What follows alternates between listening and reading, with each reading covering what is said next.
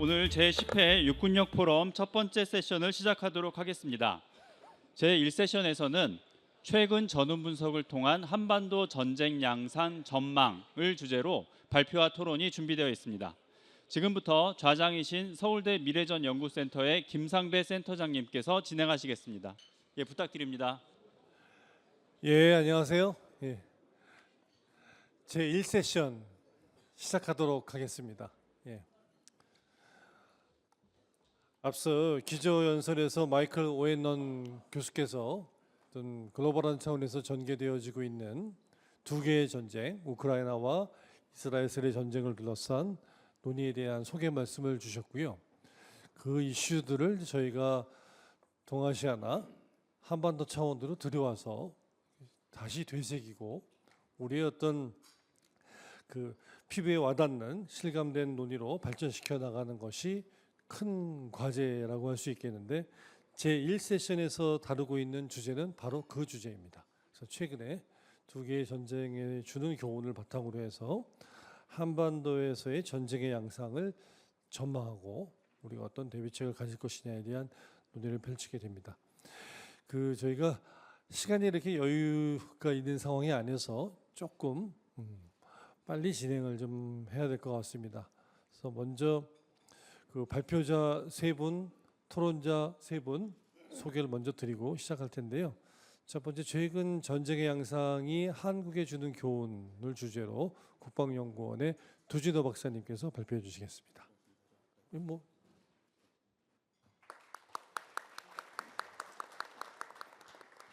예, 그리고 디지털 플랫폼의 무기화와 인지전을 주제로 국립외교원의 송태훈 교수님께서 발표하시겠습니다. 세 번째로 한반도 전쟁 환경을 고려한 미래전 양상에 대한 전망으로 영남대학교 유인석 교수님. 세 분의 토론자를 지정 토론으로 모셨습니다. 첫 번째 우리 서울대학교 이종환 교수님, 합동군사대 우리 최영찬 교수님 모셨고요. 국방대학교의 서린영 교수님 모셨습니다. 세 명의 발표와 세 명의 토론이어서 대강 보니까 발표자들께서 한 15분에서 20분 정도씩 말씀을 좀 해주시고 토론자들께서는 뭐 한 7분, 8분여 정도 토론해 주시고 시간을 좀 남겨서 뭐 가능하면 플로어에서의 질문도 좀 받고 거기에 대한 답변을 또 발표자들께서 해주시는 이런 순으로 진행을 할 텐데요. 1시간 40분이라는 시간이 그렇게 길지가 않아가지고 제가 중간에 조금 개입을 해서 시간 통제를 좀 하는 걸 양해해 주시기 바랍니다. 예, 두진호 교수님 발표 부탁드립니다. 네, 한국국방연구원의 국제전략연구실장을 맡고 있는 두진호 연구위원입니다. 제10회 육군력 포럼 계기에 이렇게 뜻깊게 두 개의 전쟁과 관련해서 오늘 발제를 하게 되어서 영광스럽게 생각합니다. 러시아 불법 침공으로 시작된 우크라이나 전쟁이 오늘로서 8일째가 됐고요. 팔레스타인 무장정파 하마스의 기습 공격으로 시작된 이스라엘 하마스 무력 충돌과 그리고 중동 위기는 오늘로 298일째가 되었습니다. 두 개의 전쟁은 공통적으로 러시아 그리고 이스라엘의 정보 오판으로 인해서 개전 초기에 전장 주도권을 상실하게 됐고 양측 모두 대규모 지상군 투입이 제한되고 있고 또 국제사회의 중재 노력이 어떤 여하한 효과를 발휘하지 못하는 상황에서 전쟁이 이렇게 장기화되고 있는 모습입니다. 이 두 개의 전쟁은 다양한 측면에서 우리에게 통찰을 제공을 하고 있다고 생각합니다. 먼저 급격한 기술 진보 그리고 인구 절벽 등 이런 구조적 변화에도 불구하고 역시 지상군의 영역은 대체 불가함이 확인이 되었습니다. 두 번째는 육군은 실질적으로 전쟁을 종결하고 또 군사 동맹의 결속력을 강화하는 핵심 파트너이라는 부분, 그리고 국민과 가장 밀접하게 공존, 그리고 우리 사회와 상생하는 핵심 전력이 바로 육군이라는 것 또한 두 개의 전쟁을 통해서 확인이 되었습니다. 이 모든 것들이 정예 선진 강군 육성에 핵심적으로 기여할 수 있다는 육군력이라는 주장을 제 발제를 통해서 말씀을 드리겠습니다. 먼저 크게 전황 평가로부터 육군력 회복 및 강화 방안 순으로 말씀드리겠습니다. 먼저 전황 평가입니다. 2022년 2월 24일 푸틴 대통령은 우크라이나에 대해서 개전을 선포를 했고요. 한 달이 지난 3월 25일 러시아군은 우크라이나군의 맞춤형 전쟁 계획으로 인해서 여하한 성과를 달성하지 못하고 벨라루스로 들어갔던 러시아군의 동부 군간부가 막대한 피해를 입으면서 이렇게 전선 조정을 강요를 받았습니다. 작년 7월에는 윤석열 대통령께서 전격적으로 우크라이나를 방문을 함으로써 우크라이나의 회복과 재건을 약속한 바가 있습니다. 2023년 10월 7일입니다.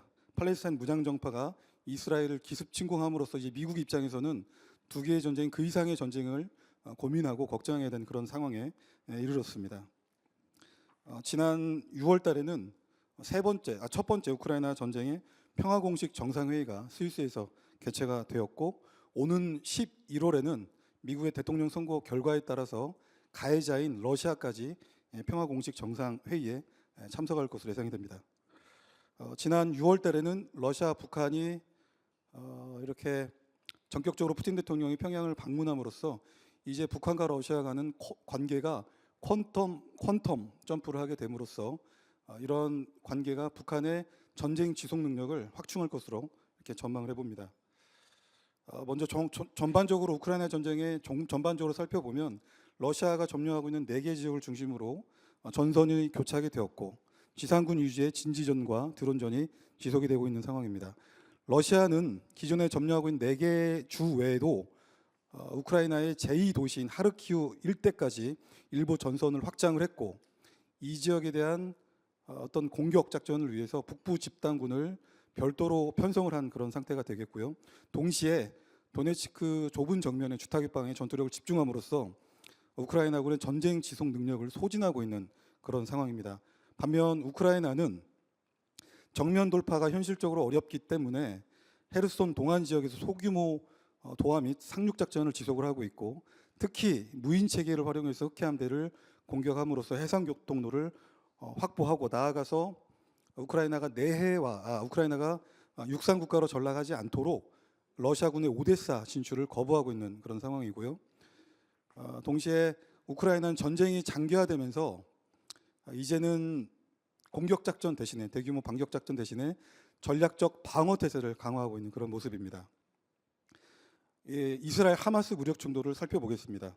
말씀드린 대로 지난 10월 7일 팔레스타인 무장정파 하마스가 기습적으로 이스라엘 침공을 했고요. 이 사건 발생하고 불과 10일 조금 넘어서 미군이 배치되지 않은 이스라엘에 조 바이든 미국 대통령이 전격적으로 방문함으로써 다양한 메시지를 전략적으로 현실을 했지만 전쟁은 계속 장기화되고 있는 그런 상황입니다. 올해 3월 달에 유엔 안보리는 즉각적인 휴전과 인질석방 결의안을 채택함으로써 일부 이스라엘의 국제사회 여론이 좀 불리해지는 그런 상황으로 좀 볼 수가 있겠고요. 최근에는 후티 반군이 텔 아비브를 공격을 했고, 또 레바논의 헤즈볼라로 추정되는 세력이 골란 고원 일대의 축구장을 공격함으로써 어린아이 12명이 사망함으로써 중동 지역에 다시 전운이 고조되고 있는 그런 상황입니다. 이스라엘 하마스 무력 충돌을 종합적으로 살펴보면 이스라엘은 역시 대규모 지상군은 투입하지 못하는 상황에서 일부 지상군을 지속적으로 투입함으로써 가자 지구를 압박을 하고 있는 그런 상황이고요. 하마스는 여타 후티 반군을 포함한 헤즈볼라를 포함한 저항의 축과 함께 이스라엘의 항전을 지속하고 하는 그런 상황입니다. 왜 그렇다면 우크라이나 전쟁과 이스라엘 하마스 이 무력 충돌이 장기화되고 있는가를 간단하게 살펴보겠습니다. 먼저 우크라이나를 침공한 러시아 입장에서 보면 앞서 말씀드렸던 대로 우크라이나에 대한 정보 오판이 분명히 있었습니다. 그래서 개전 초기에 충분한 전력을 다 쏟아붓지 못했고, 그런 러시아의 이런 퍼포먼스가 2014년의 교훈처럼 단기간에 우크라이나를 굴복시킬 것으로 이렇게 판단했지만 그렇지 않았습니다. 그래서 개전 초기에 비록 일부 축선에서 지상군 진출이 이렇게 빨리 이루어졌지만, 헤르손이라든지 이런 지역이 이루어졌지만 여전히 돈바스 지역을 러시아군이 석권하지 못함으로써 전반적으로 전선 불균형이 발생을 했고요. 특히 2019년 기준입니다만 러시아군은 러시아의 땅덩어리가 워낙 크기 때문에 러시아는 그간이라 하면 최소한 우크라이나를 침공하기 전까지는 해군이라든지 공수군, 특히 전략 미사일군에 대한 현대화 작업에 몰두했습니다. 그러다 보니까 상대적으로 지상군은 현대화 비율이 50%에 채 이르지 않았고, 그러나 현재의 전쟁은 러시아가 강조하는 특별 군사작전은 지상군이 끌어가고 있는 앞뒤가 맞지 않는 모순된 상황이 지속되고 있는 그런 상황이라고 볼 수가 있겠습니다. 우크라이나의 경우에는 2014년 크림피탈 이후에 러시아군의 전면적 침공에 대비해서 최소한 전쟁 초기만큼은 맞춤형 전쟁 계획을 발전함으로써 공세 이전의 여건을 조성하기 위한 그런 계획을 잘 발전시켰고요. 또 우크라이나 국민의 결사항전 의지가 잘 결집이 되어서 조기에 총력전 태세가 확립되었다라는 부분이 우크라이나 입장에서는 전쟁을 좀 장기화시키고 또 러시아의 국력을 소모시킬 수 있는 그런 중요한 호기가 됐다고 평가합니다. 한편 국제사회에서는 2014년 러시아의 크림 병합에 비해서 이번에 러시아에 대한 우크라이나 침공의 징벌적 조치로 굉장히 빠른 속도로 또 강력하게 러시아에 대한 경제 제재를 이렇게 감행함으로써 러시아의 고립을 유도하고 또 국제사회에서 반전 여론을 확산할 수 있었고요. 특히 유럽연합 회원국, 나토 회원국을 중심으로 우크라이나의 안보 지원, 무기, 인도적, 재정적 지원을 통해서 우크라이나의 전쟁 지속 능력이 확충하는 데 기여했다, 이렇게 좀 볼 수가 있겠습니다. 이스라엘 하마스 무력 충돌입니다. 팔레스타인 정책에서 유화 정책들이 있었고 그 기간에 유장 평화 공세에 장기간 평화주의에 만연된 측면도 이스라엘 내부에 있었고요. 또 하마스의 전쟁 준비와 관련된 정보 오판과 이스라엘군의 유대교 안식일의 아주 취약 시간을 활용한 이런 공격들에 대해서 경계 실패가 있었다, 이렇게 볼 수가 있겠습니다. 반면 하마스는 개전 초기에 기습, 대량 복합 공격을 통해서 일부 주도권을 확보함으로써 장기간 저항을 통해서 저항을 위한 그런 전쟁 지속 능력을 확충을 할 수 있었습니다. 반면 국제사회에서는 서방연대 이스라엘 지지에도 불구하고 여전히 유엔은 이스라엘에 반대하는 그런 목소리들이 이렇게 좀 확장하고 있는 그런 상황입니다. 이번에는 두 개의 전쟁을 육군력과 연결시켜 보도록 하겠습니다. 앞서 살펴본 두 개의 전쟁의 특징들을 좀 몇 가지로 요약을 한다면 러시아와 이스라엘 공통적으로 각각 우크라이나와 하마스에 비해서 질적, 양적으로 최소 7배에서 10배가 넘는 그런 군사력을 보유하고 있었지만 어떤 측은 억제에 실패했고 또 어떤 측은 여전히 가성비 전투에 고전을 하고 있는 그런 상황입니다. 또한 동맹 및 우방의 전력 제공 등 안보 지원의 질적, 양적 수준이 특정 국가의 전쟁 지속 능력 확충과 매우 직결된다는 사실을 두 개의 전쟁을 통해서 확인할 수가 있었습니다. 세 번째는 전투기, 항공모함 등 이런 첨단 전략 무기도 중요한데요. 동시에 지상군의 역할, 특히 최근에 두 개의 전쟁을 통해서 그 신뢰성이 입증된 무인 공격구 등 유무인 복합 전투 체계의 신뢰성이 입증이 되어서 두 개의 전쟁 당사자들 또한 비접촉 전투를 통한 생존성을 보장을 함으로써 전투 효율성을 추구하고 있는 그런 모습들입니다. 간단하게 러시아 우크라이나 전쟁에서 나타난 러시아군의 주요 무기체계 피해율 그리고 우크라이나군의 주요 무기체계 피해율을 이렇게 좀 제시를 해봤는데요. 이 데이터는 2002년 3월부터 2022년 3월부터 2024년 7월까지의 양측의 무기체계 피해율을 종합해서 간단한 통계를 통해서 얻어낸 수치인데요. 결론적으로 양측 모두 다 무인체계와 포병 그리고 기동체계에 의존한 지상전 위주의 전투를 지속을 하고 있다는 공통점을 볼 수가 있었고, 러시아군은 우크라이나에 비교해서 압도적 포병 전략을 바탕으로 무인체계를 활용한 방어작전을 이렇게 함으로써 우크라이나군은 공격 의지를 파괴하고 있는 그런 상황입니다. 반면 우크라이나군은 상대적으로 러시아군에 비해서 무기체계 모든 분야에서 이렇게 좀 열세이기 때문에 그나마 자력으로 생산할 수 있는 무인체계에 상당한 노력을 기울이고 있습니다. 그래서 한계 없는 드론 및 무인기 작전을 통해서 일부 제공작전 환경을 개선하기 위한 이런 특단의 조치를 시행을 하고 있다, 이렇게 좀 평가를 해봅니다. 두 개의 전쟁을 바라보는 북한의 전지적 시점입니다. 북한 또한 두 개의 전쟁을 통해서 나름대로의 전문 분석들을 하고 교훈을 얻을 거라고 보고 있는데요. 그 첫 번째로 기습 복합 대량 공격을 통한 속전속결 전쟁 계획을 지속 발전시킬 것이다라고 하는 부분이 첫 번째입니다. 두 번째는 작년 말부터 북한이 두 국가 체제론을 주장을 하고 있고, 김여정 노동당 부부장은 최근에 새로운 우리의 대응을 주장을 함으로써 한반도 완정을 위한 매우 공세적이고 호전적인 대남 정책을 주장을 하고 있습니다. 세 번째는 러시아의 동맹 관계 발전을 통해서 이제 앞으로 러북 간의 군사 협력, 나아가서 군사 기술 협력까지 많이 발전하게 된다면 이제 북한의 국방력 5대 발전 계획이 가속화되는 것은 시간 문제일 것입니다. 육군력 회복 그리고 강화를 위한 이런 고민을 하다가 내외부에 우리의 육군은 어떤 도전에 직면해 있는가를 좀 따져보겠습니다. 먼저 육군력의 내부 도전과 기회인데요. 먼저 지금 많은 분들이 걱정하고 우려하시는 초급 간부 획득 난항 문제, 그리고 핵심 중경 간부들이 유출되는 문제들이 구조적으로 이제는 육군력 임계점에 근접하고 있는 상황이 아닌가, 이렇게 좀 평가를 해봅니다. 군 간부들의 직업 만족도가 급락을 하고 있고, 직업 군인으로서 선배 장교 부사관들이 후배 장교 부사관들에게 이 직업을 소명 의식을 가지고 추천할 수 있는 그런 의향들이 점점 없어지고 있는 것들도 육군력 입장에서는 큰 도전이 아닐 수 없겠습니다. 최근에 이제 첨단 기술이 이렇게 좀 강조가 되다 보니까 국가 방위 중심군으로서의 어떤 육군의 역할이 좀 축소되는 것이 아닌가 하는 이런 정서들도 없지 않고요. 그럼에도 불구하고 앞서 말씀드렸던 두 개의 전쟁을 통해서 역시 전쟁을 종결하는 이런 핵심 과업을 수행할 수 있는 것은 지상군이라는 것이 확인이 되었다, 이렇게 좀 볼 수가 있겠습니다.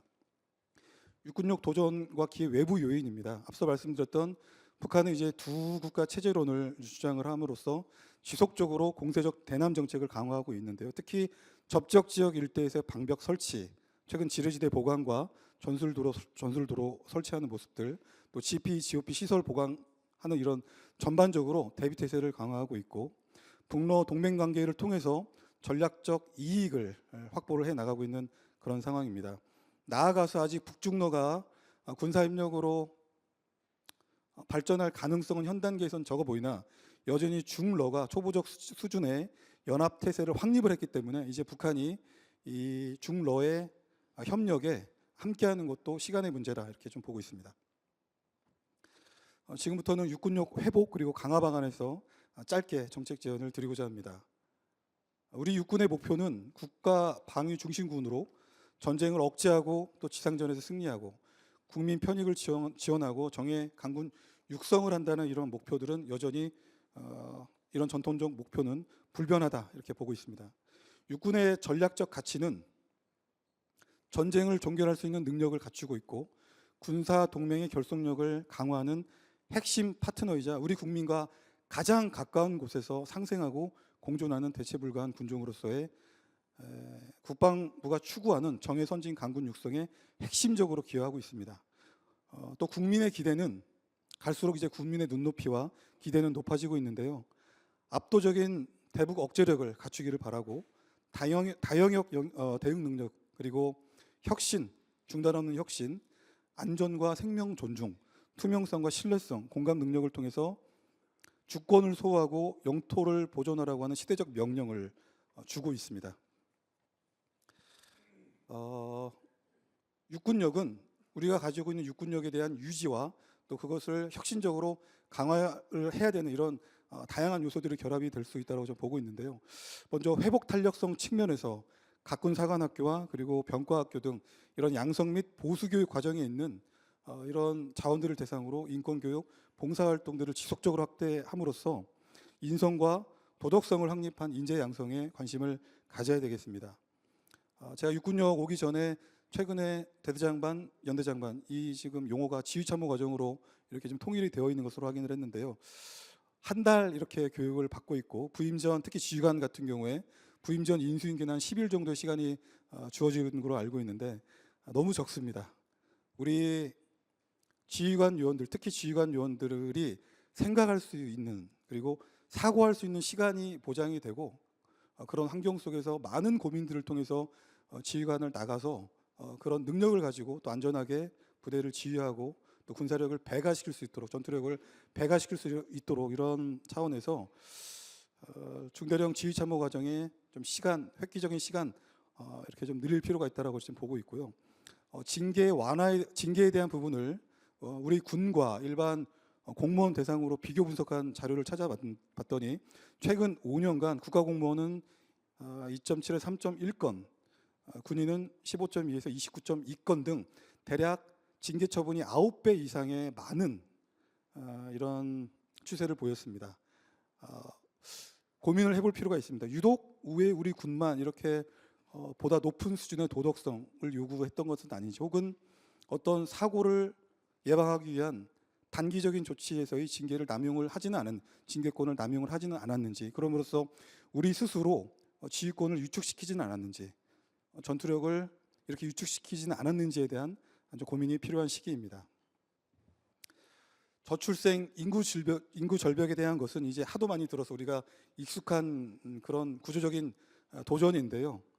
육군도 피해갈 수 없습니다. 그래서 단기적인 조치보다는 이제는 병력 구조, 나아가서 부대 편성까지 근본적으로 검토해야 될 시기가 왔다, 이렇게 생각을 합니다. 단기적인 조치는 육군력의 임계점의 그 다가오는 속도를 일부 지연시킬 수는 있겠지만 근본적인 조치가 될 수 없다라고 생각합니다. 두 개의 전쟁을 통해서 유무인 복합체계의 중요성, 그 신뢰성이 확인이 되었기 때문에 지금 육군이 추진하는 로봇 체계, 특히 폭발물 제거, 지뢰제기 개척 등 고위험 분야, 전장 상황과 전투원의 한계를 초월하고 또 악조건 환경 속에서 단순 기능적인 역할을 수행하는 분야, 그리고 전술제대 감시 정찰과 타격을 할 수 있는 이런 유무인 복합체계, 가성비 무기체계들을 속도감 있게 획득하고 전력화시킬 필요가 있겠습니다. 다행스럽게도 작년 신속 획득 제도가 입법되었고, 그리고 최근에는 통합 소요 기획이라고 하는 새로운 제도를 통해서 어찌 보면 준전시 상태에 있는 한반도의 그런 특수성을 고려해서 이런 획득 제도도 전향적으로 개선이 되고 있는 부분들을 환영을 합니다. 또 최근에 각급 수준에서 우리 육군에서는 연합훈련을 활성화하고 있는데, 전술적 수준 그리고 작전적 수준에서의 그런 연합훈련들을 지속적으로 확대함으로써 그야말로 유사시를 대비한 상호 운용성 확립에 관심을 가질 필요가 있겠습니다. 아마 다들 그런 노력들을 경주하고 계실 텐데요. 지휘관이 동참하는 말 그대로 보여주기식의 훈련이 아닌, 하나를 하더라도 전시 임무 위주 교육훈련 체계를 확립하고 또 싸워 이기는 그런 것들을 습관화하고 습성화하는 개별 장병의 육군력 내적 동기화가 필요하다, 이렇게 말씀을 드립니다. 최근에 육군에서는 인성교육을 일부 아웃소싱해서 외부 인력을 통해서 인성교육의 질을 높이기 위한 노력들을 하고 계신데, 나아가서 방기 집중 정신 교육 또한 점진적으로 아웃소싱을 통해서 간부들의 어떤 부담을 좀 완화하고요. 그 시간에 준비해야 될 시간, 또 그 교육 시간에 간부들 또한 좀 회복되고, 동시에 그 교육의 질은 좀 높임으로써 정신적 대비 태세를 강화시켜 나가는 이런 노력들이 필요하다고 생각합니다. 경청해 주셔서 감사합니다. 예, 감사합니다. 도진호 박사님. 그 두 개의 전쟁에 대해서 굉장히 아주 간결하면서도 임팩트 있는 요약을 좀 해주셨고요. 그 이제 한반도에 주는 의미, 교훈에 대한 말씀, 덧붙여서 우리 육군력 강화를 위해서 필요한 재현의 말씀까지 잘 말씀 들어서 어떤 무슨 포럼 앞으로 우리가 논의를 하고 있는 논의를 시작하는 기반을 좀 잘 다져주신 것 같아서 너무 감사드립니다. 이어서 우리 송태훈 교수님 발표 듣겠습니다. 네, 안녕하십니까. 국립외교원 국제안보통일연구부 소속의 송태은입니다. 제가 군에 이렇게 커다란 행사에 오게 되면 항상 저 혼자 군대를 안 간 것 같아서 너무 죄송한 마음이 듭니다. 그러나 그럼에도 불구하고 제가 지금 현재 이제 국군 방첩사령부와 그리고 사이버작전사령부의 자문위원으로 있기 때문에 제 마음만큼은 여기에 계신 여러분들과 거의 다르지 않다라고 자부할 수 있고요. 또 외교부 공무원이기 때문에 군대 안 간 부분에 대해서 섭섭해하지 않으셨으면 좋겠습니다. 네, 제가 오늘 가지고 온 주제는 디지털 이 플랫폼의 무기화와 인지전에 관한 내용입니다. 이 주제를 갖고 굉장히 군에 이제 많이 다니기도 하고 또 국정원에서 그 자문도 많이 하곤 했었는데요. 이 주제가 지금 이제 이스라엘과 하마스 전쟁에서 너무 가시적으로 드러나고 있는 부분이기도 해서 사실 이제 러우 전쟁 그 부분은 너무 제 이제 보고서도 너무 많이 발표를 하고 많은 분들이 발표를 해주셨는데 이번 전쟁과 관련해서는 아직 그 보고서들이 발표가 많이 나지 않은 것 같습니다. 근데 제가 최근에 이 사이버 인지전에 그러니까 이스라엘과 하마스 전쟁과 관련된 그 사이버 인지전과 관련해서 보고서를 발표를 했기 때문에 혹시 필요하시면 또 저에게 말씀해 주시면 제가 드리도록 하겠습니다. 지금 제가 지금 보여드리는 것처럼 오늘 제가 그 나눠볼 주제들은 일단은 인지전의 개념에 대해서 아주 잠깐이라도 그래도 얘기를 먼저 하고 그리고 나서 그 두 전쟁에 대해서 좀 살펴보려고 하는데요.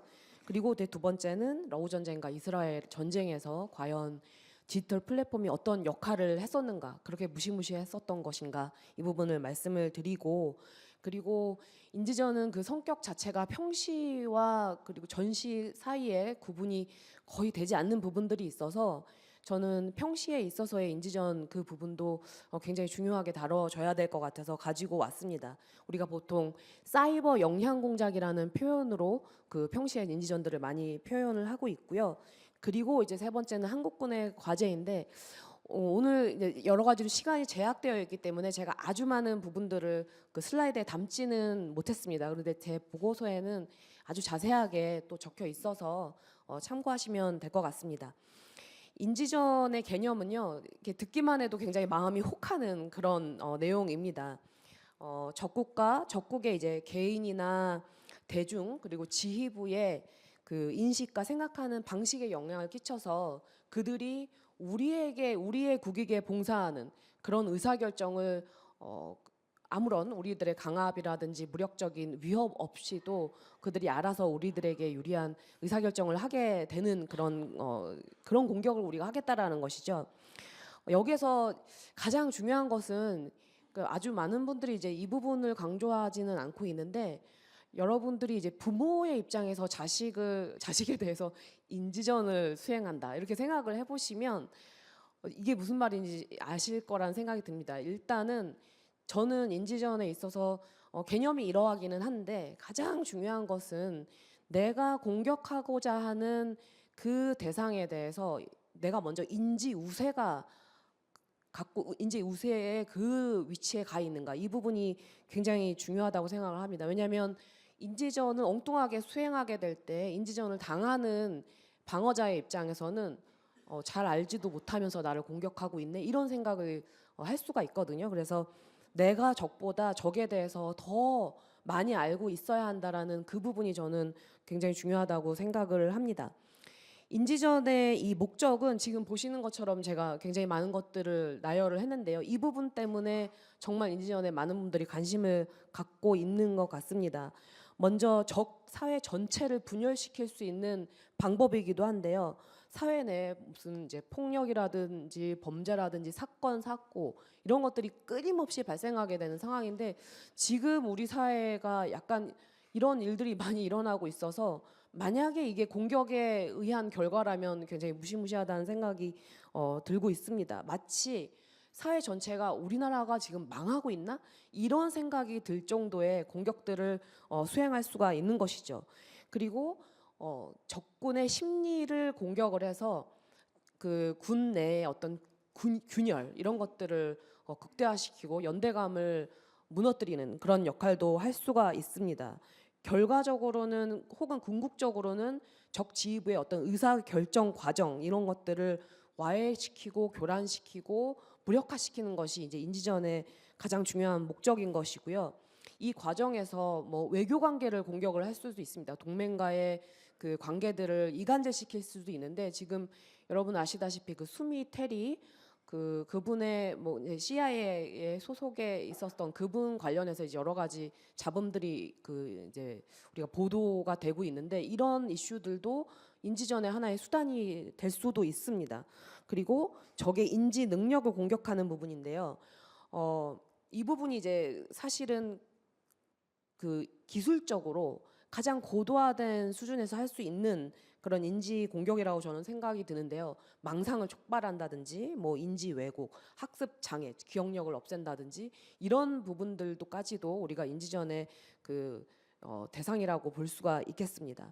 결국은 적의 뇌를 공격하고자 하는 것이 이제 인지전의 그 최종적인 목표인데요.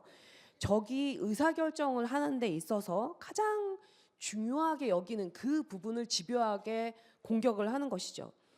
예컨대 뭐 서방가 같은 경우는 가치라든지 이념이라든지 어떤 인권이라든지 이런 부분들을 가장 근본적으로 중요시하는 부분인데 이 부분들의 공격을 이제 하는 것이죠. 예컨대 뭐 정부가 겉으로는 뭐 민주주의를 중요시하고 인권을 중요시하는 것처럼 보이는데 뭐 미국이 속으로는 그렇지 않다.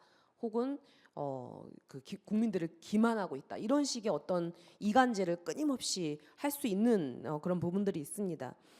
AI 기술이나 뇌과학도 인지전하고 굉장히 관련이 깊습니다. 왜냐하면 우리 AI 기술의 최종적인 목표는 인간처럼 이제 사고를 하는 것인데요. 그 AI의 알고리즘을 공격하는 부분, 그러니까 인간처럼 사고를 해서 인간의 어떤 통찰력이라든지 인간의 판단을 보조하는 그 AI 시스템을 공격하는 것도 사실은 인지전의 하나의 그 일부가 될 수가 있습니다. 그래서 적의 그 행동들을 또 사고하는 방식 이런 것들을 그 패턴들을 굉장히 오랫동안 관찰을 하고 이것을 데이터화시켜서 그리고 이것을 AI가 알고리즘으로서 따라할 수 있다라면 이제 이런 과정 속에 개입하는 그런 공격들도 인지전의 하나의 그 공격의 방식이 될 수 있다라는 것이죠. 중요한 거는 기존에 우리가 알고 있는 심리전과 달리 인지전은 우리의 그 무의식을 건드린다는 그 부분입니다. 그래서 내가 인지 공격을 당했다 이 부분을 인지하게 되었을 때는 이미 공격은 끝났고 그 피해는 발생을 한 이후의 시점이 된다라는 것이죠. 그렇기 때문에 굉장히 무서운 것이고요. 인지전 공격 내러티브 부분과 관련해서는 두려움이나 공포 이런 그 감정의 요소들을 자극을 할 수가 있는데 이 슬픔이라든지요, 뭐 좌절감 이런 감정에 비해서 공포 그 다음에 두려움 이런 부분들은 인간으로 하여금 그 생존을 위해서 즉각적인 그 자기 생존을 위한 행동들을 유발하게 하는 그런 내러티브를 만드는데 굉장히 유용한 그런 감정의 요소입니다. 위협을 굉장히 과대하게 포장을 해서 공격 대상이 빠른 정치적인 타협을 할 수 있게끔 하는 그런 부분들도 일종의 인지전 공격 내러티브로서 사용할 수가 있고요. 그 다음에 국가의 정책이 비도덕적으로 보이게 한다든지 비윤리적으로 보이게 하고 또 법 정치 제도가 마치 정상적인 그 기능을 상실한 것처럼 보이게 만드는 그런 부분도 내러티브의 공격의 한 형식이 될 수가 있습니다. 그리고 어떤 그 위협이나 이슈들이 굉장히 이제 많은 것처럼 과대 포장을 해서 정작 적의 지휘부라든지 정부가 실제로 대응을 해야 되는 그 부분에 집중하지 못하게 만드는 공격들도 수행을 할 수가 있습니다. 그러한 방법 중에 하나가 대량의 정보를 발신을 해서 정보의 과부하를 일으키는 그런 공격도 해당이 된다고 할 수가 있고요.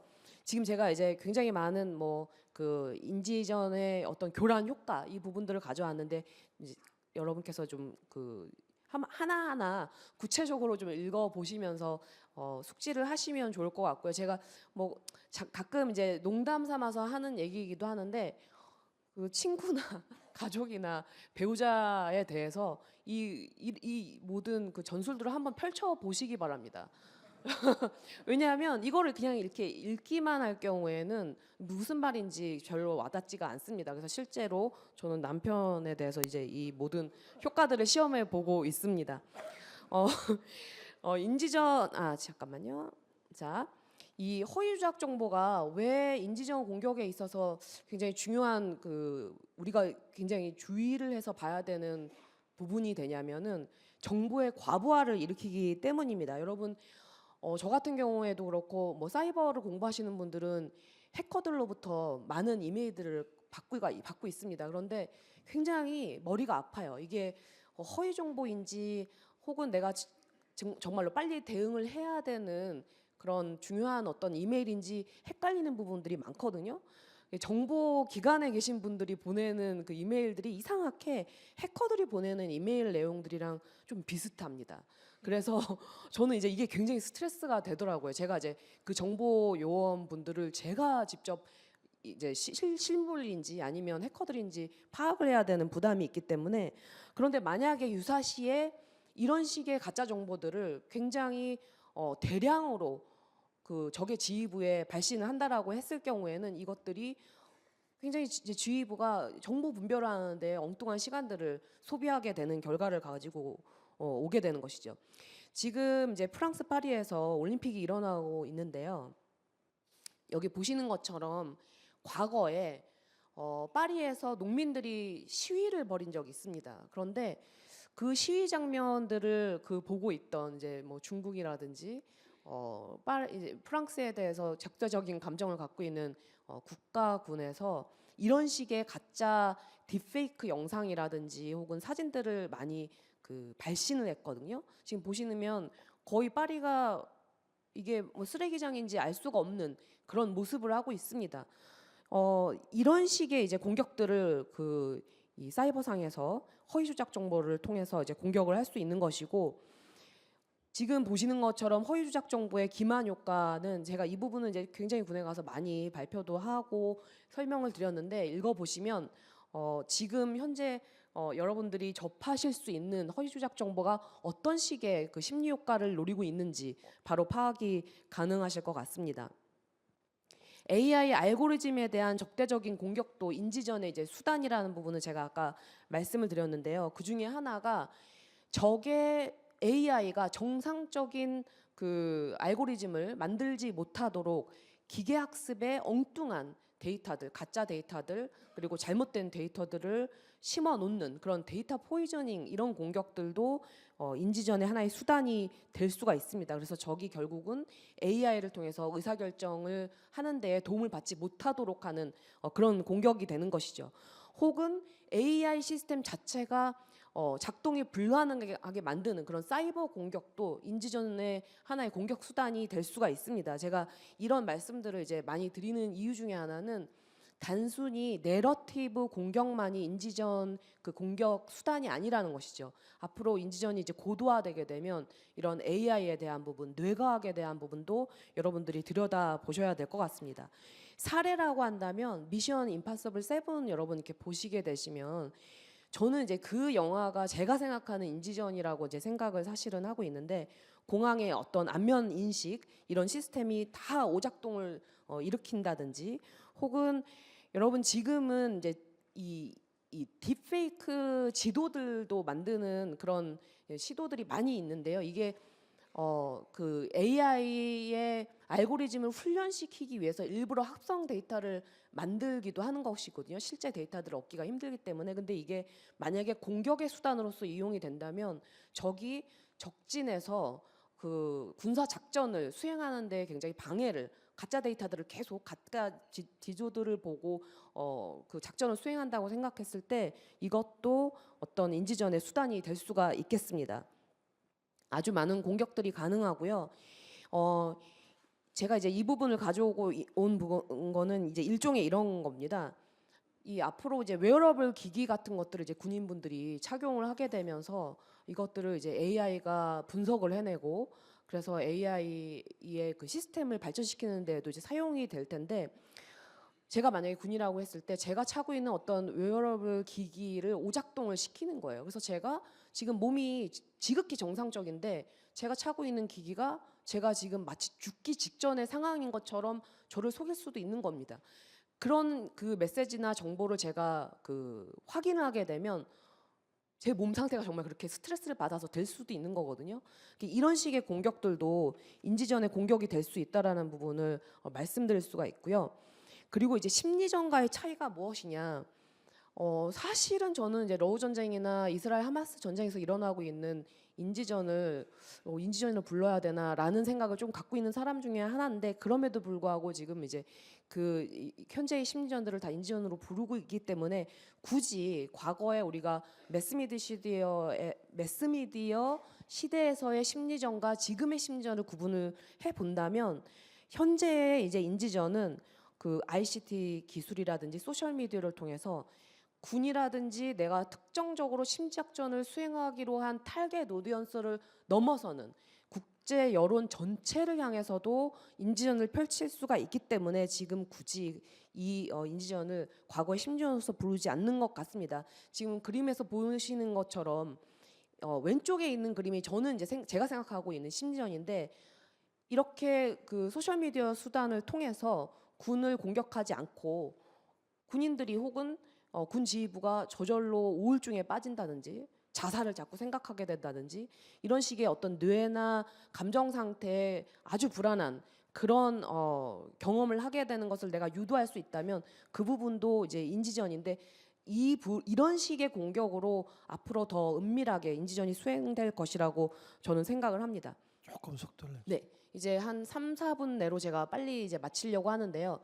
러우 전쟁의 사이버 인지전에서 가장 중요한 것은 당연히 디지털 이제 플랫폼입니다. 왜냐하면 제가 방금 전에 말씀드린 그 수많은 인지전의 수단들이 결국은 현대 시대에 있어서는 전부 다 디지털 플랫폼을 통해서 수행이 되고 있기 때문입니다. 왜냐하면 내러티브와 정보들을 발신할 수 있는 공간이 이제 디지털 플랫폼이기 때문이고 그렇기 때문에 러우 전쟁에서 러시아가 그 이제 우크라이나의 인터넷 시스템들을 마비시키는 그런 공격들을 제일 많이 수행을 했던 것이고 그리고 미국의 디지털 플랫폼 기업들이 거의 방산 기업화되어 있다. 저는 이렇게 생각을 합니다. 왜냐하면 사이버전과 이 러시아의 인지전을 모두 막아내는 그런 활동들을 군이 직접 하고 있으나 가장 그 앞에 프런트에서 싸우고 있는 부분들은 이제 마이크로소프트라든지 메타라든지 구글 이런 기업들이 수행을 하고 있기 때문에 저는 이제 이 부분을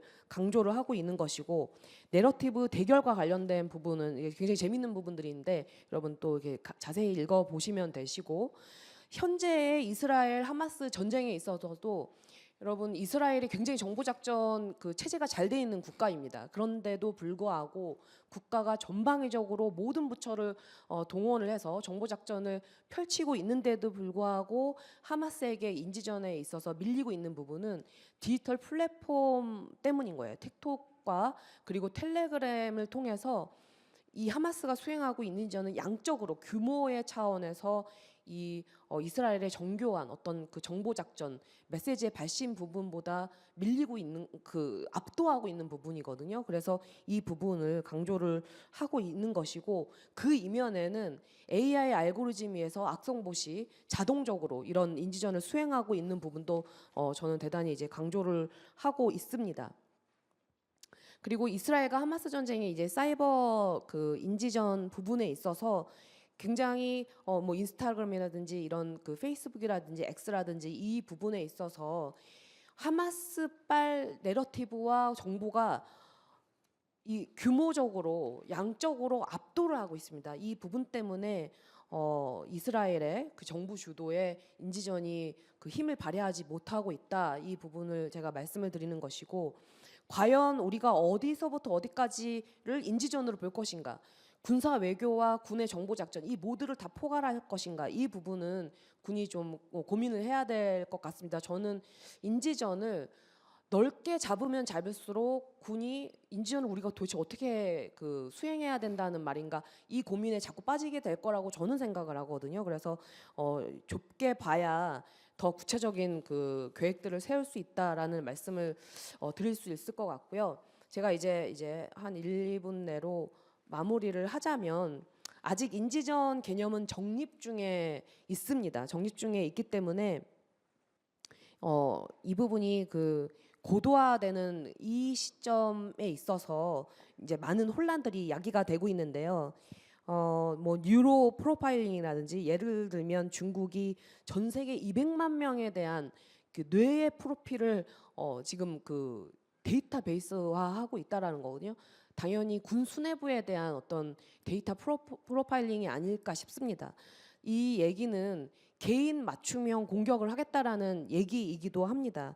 이런 식으로 인지전은 굉장히 이제 고도화되고 있고 평시의 인지전도 중국이 뭐 여러 가지 전술을 통해서 러시아가 하고 있는 그런 전술들을 그대로 모방을 하고 있습니다. 그래서 중국이 최근 어떤 전술들을 펼치고 있는지를 여러분들이 제가 이제 써놓은 것들을 좀 읽어보시면 될 것 같은데 제가 딱 하나만 말씀을 지적을 하고 넘어가면은 사건 사고가 우리가 대충 위협이라든 이 위협의 차원에서 보지 않고 위험의 차원에서 보거든요. 근데 요즘에 이제 중국이 하고 있는 인지전이 뭐냐면 국가에서 일어나는 다양한 뭐 화재라든지 뭐 열차 탈선이라든지 이런 사건 사고를 마치 뭔가 국가가 숨기고 있는 그런 일처럼 오도를 한다든지 음모론과 연결을 시켜서 이 부분에 있어서 국민들이 어떤 사건 사고에 예민하게 반응을 하고 정부에 대해서 분노를 일으키는지 이 지점들을 계속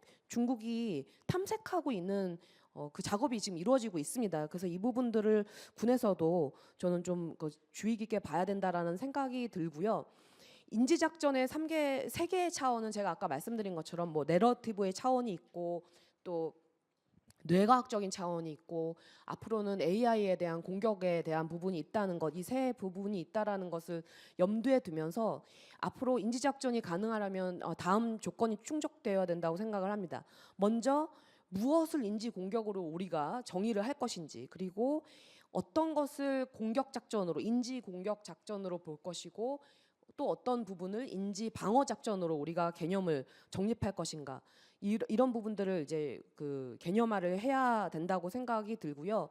우리가 할 일은 어렵지 않다라고 저는 생각을 합니다. 인지전은 어렵게 접근하지 말고 할 수 있는 것부터 하면 되는 것이고, 그리고 기존에 우리가 알고 있는 그 정보 작전 내에서 심리 작전 이 부분과 연결되는 지점에서 인지전을 시작을 하면 된다라고 생각을 합니다. 그리고 공격의 대상, 그다음에 수단, 이런 것들을 어떤 식으로 우리가 정할 것인지 이 부분을 구체화하는 작업이 필요하다고 생각을 하고요. 그리고 평시의 인지 작전과 어떤 식으로 전시의 인지 작전을 연결시킬 것인지 이 부분도 고민이 필요할 것 같습니다. 그래서 제 발표를 일단은 시간 관계에서 여기서 마치도록 하겠습니다. 감사합니다. 예, 감사합니다. 너무 재미있고 중요한 주제인데 시간을 좀 많이 드릴 수 없어 죄송한데요.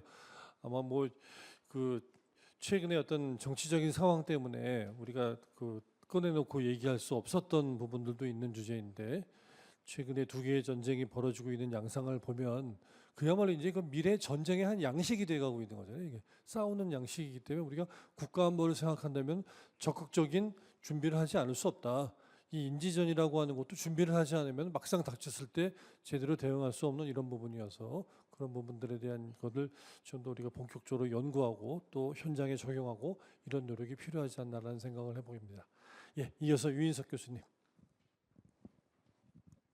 예, 안녕하십니까. 영남대학교에서 온 유인석입니다.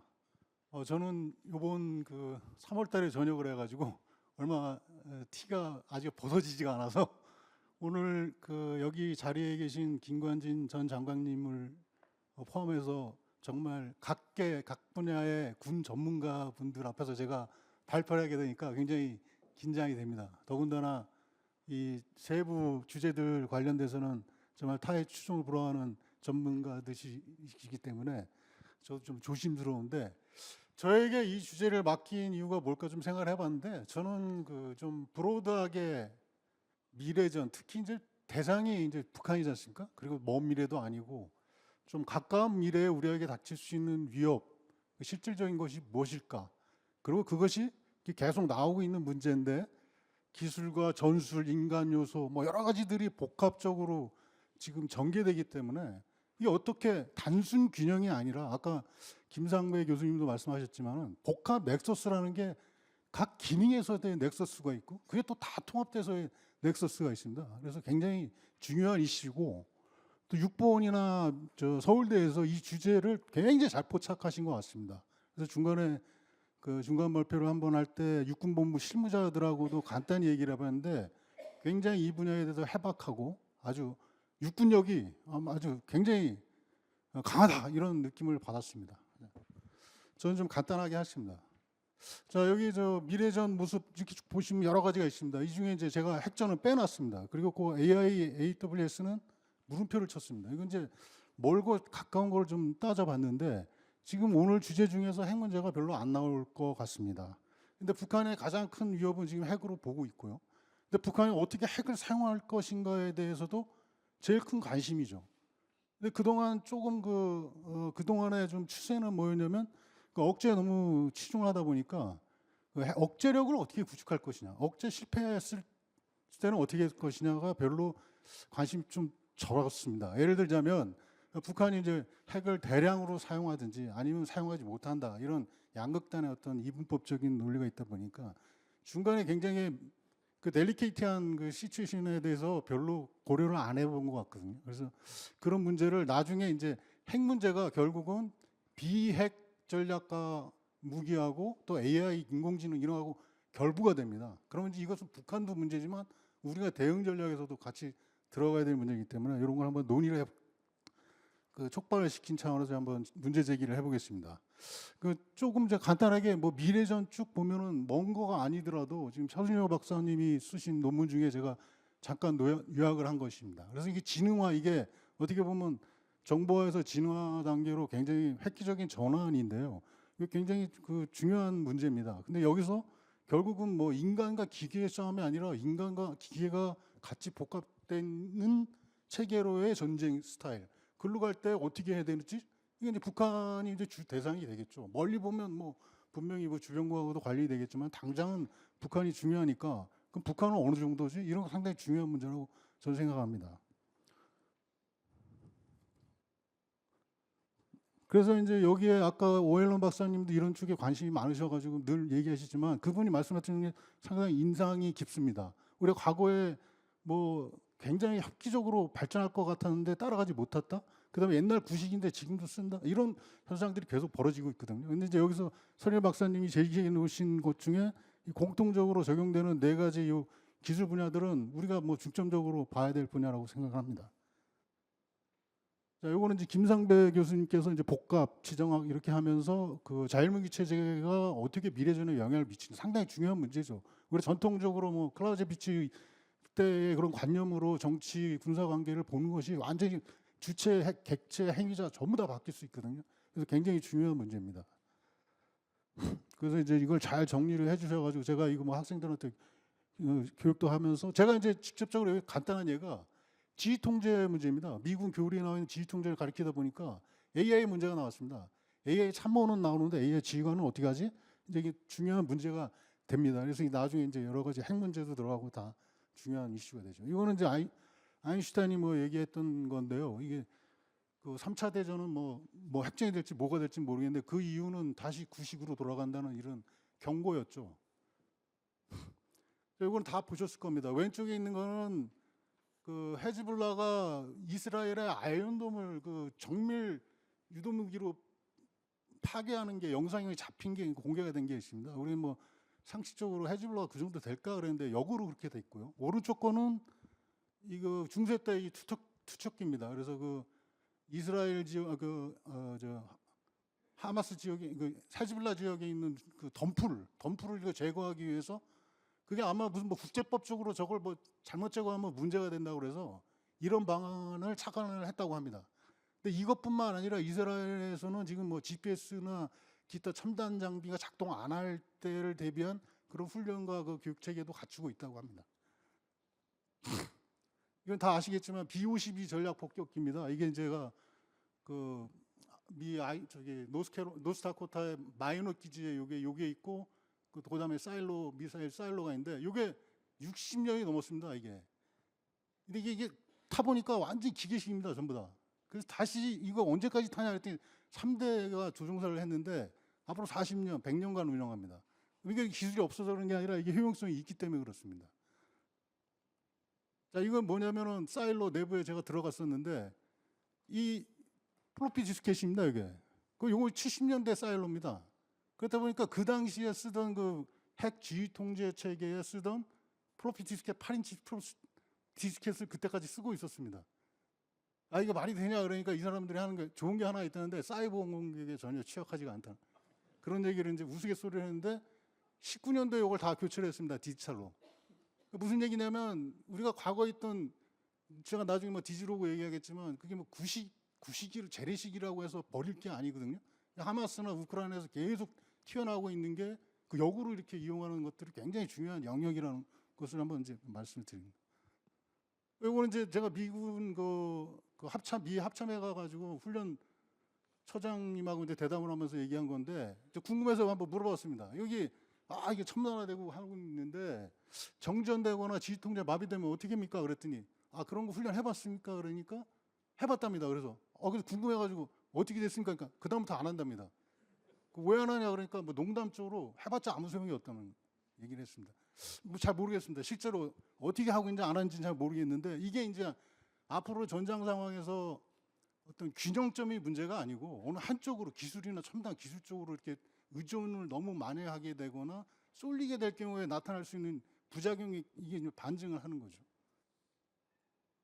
자, 그래서 디지로 복합전은 제가 좀 그냥 이건 좀 초보적으로 그냥 제시를 해봤습니다. 이 용어 자체는 이어령 선생님께서 2006년도에 책을 쓰시면서 한국인의 그런 정서 이런 걸 감안해서 그 당시에 디지털화가 이제 막 급격히 돼가고 있으니까 그냥 그것도 그거지만 인간의 감성적 요소 이런 것들이 중요하니까 융복합 이런 게 중요하다. 특히 한국인들은 이런 장점이 굉장히 많으니까 가자고 해서 이제 나온 용어입니다. 그래서 제가 이건 전쟁의 어떤 하나의 형태로 한번 붙여봤는데 제 기준으로는 이게 어떤 기술 요소와 인간 요소, 전략 요소 이렇게 대별되는 것도 있지만 사실은 어떻게 보면 엄밀히 보면 기존에 있던 전통적인 거, 다수 구식인 거 이런 것들도 복합적으로 운용돼야 되는 것이고 또 전쟁 양상도 분명히 그런 식으로 나타날 것이다. 이렇게 무자르듯이 딱딱 단면이 나타나는 게 아닐 것이라는 것입니다. 그래서 이제까지의 모든 전쟁은 사실은 하이브리드 형태였고 어느 단일 종이 하나도 없었습니다. 그래서 그런 것들을 염두에 두지 않나 이런 생각을 합니다. 이제 그 전장 환경을 제가 한번 세 가지 그 카테고리로 잡아봤는데 이건 뭐 전략하고 정치하고 어떻게 틀리냐 이렇게 좀 의문이 있으실 분도 있는데 이제 분석상 제가 세 가지로 봤습니다. 그래서 전략 환경이 좀 큰 범위 내에서 봤을 때 뭐 가장 큰 것이 결국은 미중간 전략적 경쟁이고요. 한반도 전쟁으로 이제 국한시키면 결국은 미국과 중국이 개입 안 하는 상황은 가정을 할 수가 없을 것입니다. 우리끼리 아무리 전략을 많이 세워도 전쟁 상황은 늘 주변 이 양국의 개입에 의해서 결정될 수밖에 없다 이렇게 저는 보고 있고요. 북핵 고도화 이거는 이제 또 거기에 남북 관계를 포함해서 이 국제전 성격에 엄청난 영향을 미치겠죠. 이게 가장 중요한 거고 정치 환경은 제가 이제 근데 아까도 나왔지만 남북한 간에 두 개의 한국이라는 게 좀 고착화되지 않나 이런 생각이 듭니다. 이전부터 뭐 70년대부터 중국하고 미국에서는 계속 두 개로 나눠져 있는 게 낫겠다 이렇게 해가지고 현상 유지를 해왔는데 남북 간에도 지금 이제 어떤 통일의 당위성이나 필요성에 대해서 별로 크게 생각 안 하는 것 같고요. 북한 체제가 급변해서 어떻게 변화가 돼서 우리가 뭐 유리하게 통일하지 않는 이상은 두 개의 국가가 정치적 목표를 상대방을 장악을 해서 석권을 해서 하나로 만들겠다 하는 게 상당히 이게 좀 멀어지지 않을까. 어떻게 보면 여건을 조성해서 확 가져오지 않고 전쟁이라는 수단을 통해서 전면전으로 석권하자 이런 거는 조금 그런 의문을 가져왔습니다. 근데 그 가운데 아까 얘기하셨던 국방 환경이나 자원 문제 이런 것이 들어가겠죠. 전쟁 환경은 좀 좁혀져 가지고 실제 전쟁이 벌어질 때 어떤 여건이 될 것인가를 공간 수단 운용으로 세 가지로 나눠봤는데요. 요거는 이제 미국 요거 이제 순서적으로 좀 설명을 드리겠습니다. 미국의 전쟁 개입 양상에 대해서 지난번에도 좀 토의가 있었는데 미국의 전쟁 전략이 그동안 대부분은 두 개 전쟁이었습니다. 근데 어느 순간에 뭐 70년대 초에 2.5에서 1.5로 바뀌었죠. 이제 아시아에서 중국 빼버리니까 1.5로 바뀐 겁니다. 유럽하고 아시아하고 중동 0.5로 바뀌었는데 그 이후에 1대 4대 2, 1 뭐 이런 것도 나오다가 지금은 그 2018년 국방전략 이후로는 어떤 얘기가 나오냐면 한계 전쟁으로 바뀝니다. 근데 실제 대상은 한계 전쟁이 지역 국가가 아니고 지역 국가에서 촉발된 전쟁이 개념이 아니라 강대국으로 회귀해버리는 겁니다. 러시아하고 중국. 그럼 러시아하고 중국의 두 개의 강대국을 상대로 하려면 두 개 전쟁이 되는데 왜 한계 전쟁이 두 개 전쟁을 칠 수가 없거든요. 그러니까 어느 한쪽에 한계 정도로 간다는 그런 추정들이 있습니다. 그래서 거기에 대한 우려를 계속 제기하고 있고 그것이 결국은 억제력을 약화시키는 행동이기 때문에 그렇게 가서는 안 된다 하고 있는데 실제로 한국전이 발생하면 지금 계획돼 있는 대로 시차별 그 증원 전력이 69만 명에 달하는 지상군이 올 수 있는 것이냐, 이거는 상당한 그 퀘스천이 달리는 문제이고, 그다음에 한국 전쟁 이후 계속 미국이 추진해 왔던 거는 동맹국하고 어떤 분업 구조였습니다. 그러니까 해공군하고 자국의 해공군, 우리의 그 동맹국의 육군의 분업 구조죠. 이거 그러니까 어떻게 보면 미군 증원이 어렵다는 것은 우리 지상군이 그만큼 더 중요해진다는 얘기입니다. 이게 그래서 전쟁의 승패가 뭐 그 해공군은 물론 중요하죠. 중요하고 첨단 전력에서 그쪽이 지금까지 관심을 많이 가져왔지만 육군은 어떻게 보면 두 가지를 다 할 수밖에 없습니다. 이게 아까 종결자 얘기 나왔었는데 정말 종결자고 안정화 작전 뭐 말할 필요도 없는 거고 지금 러시아하고 모든 전쟁들이 다 보여주고 있죠. 중국도 뭐 우리가 지금까지 중국은 변수는 가장 여러분들 잘 알고 계시지 않습니까? 한반도 전쟁에서 중국의 개입 문제하고 핵 문제는 가장 중요한 변수가 될 수밖에 없습니다. 근데 중국 개입 양상이 과거 같은 그런 식으로 들어올 것이냐, 그렇게 보지는 않습니다. 굉장히 다양한 수단이 있겠죠. 뭐 지상군을 대규모로 들어오는 그런 단일한 옵션이 아니라 여러 가지 전에들이 지금까지 얘기해왔던 뭐 참전이라든지 진흥화 전쟁인데 굉장히 다양한 수단이 있을 것으로 봅니다. 북한 핵은 좀 뒤에서 얘기해요. 정치 환경에서 아까 제가 다 말씀드렸고요. 이제 전장 환경에서 공간 수단 운용인데요. 이게 상당히 좀 저는 관심이 많은 것이 과연 한반도에서 전쟁이 나면 러시아, 우크라이나, 이스라엘, 하마스 아니면 대만 앞으로 예상되는 거하고 어떻게 차이가 날 것인가. 아마 그 일부가 전부 다 복합적으로 다 나올 것으로 보고요. 가장 큰 차이점은 뭐냐면 여기 뭐 대가분들이 다 계시니까 우리 전장 환경이 너무 밀집돼 있지 않습니까? 이 도시화와 인구 집중이 정말 상상을 초월하는 수준입니다. 우리나라 수도권에 너무 밀집이 돼 있어가지고 그 다음에 모든 화력과 병력이 남북 간에 이렇게 치밀하게 대치되어 있는 전 세계 어느 전선이 없습니다. 근데 여기서 만약에 우리가 어떤 작은 거로 촉발이 일어났을 때 이것이 무슨 단기전이라든지 뭐 시가전이란 이런 양상으로 갈 것이냐, 아니면 정말 대규모 화력전으로 이미 초토화가 될 정도로 된다 그러면 이 전쟁 양상이 굉장히 달라지는 거거든요.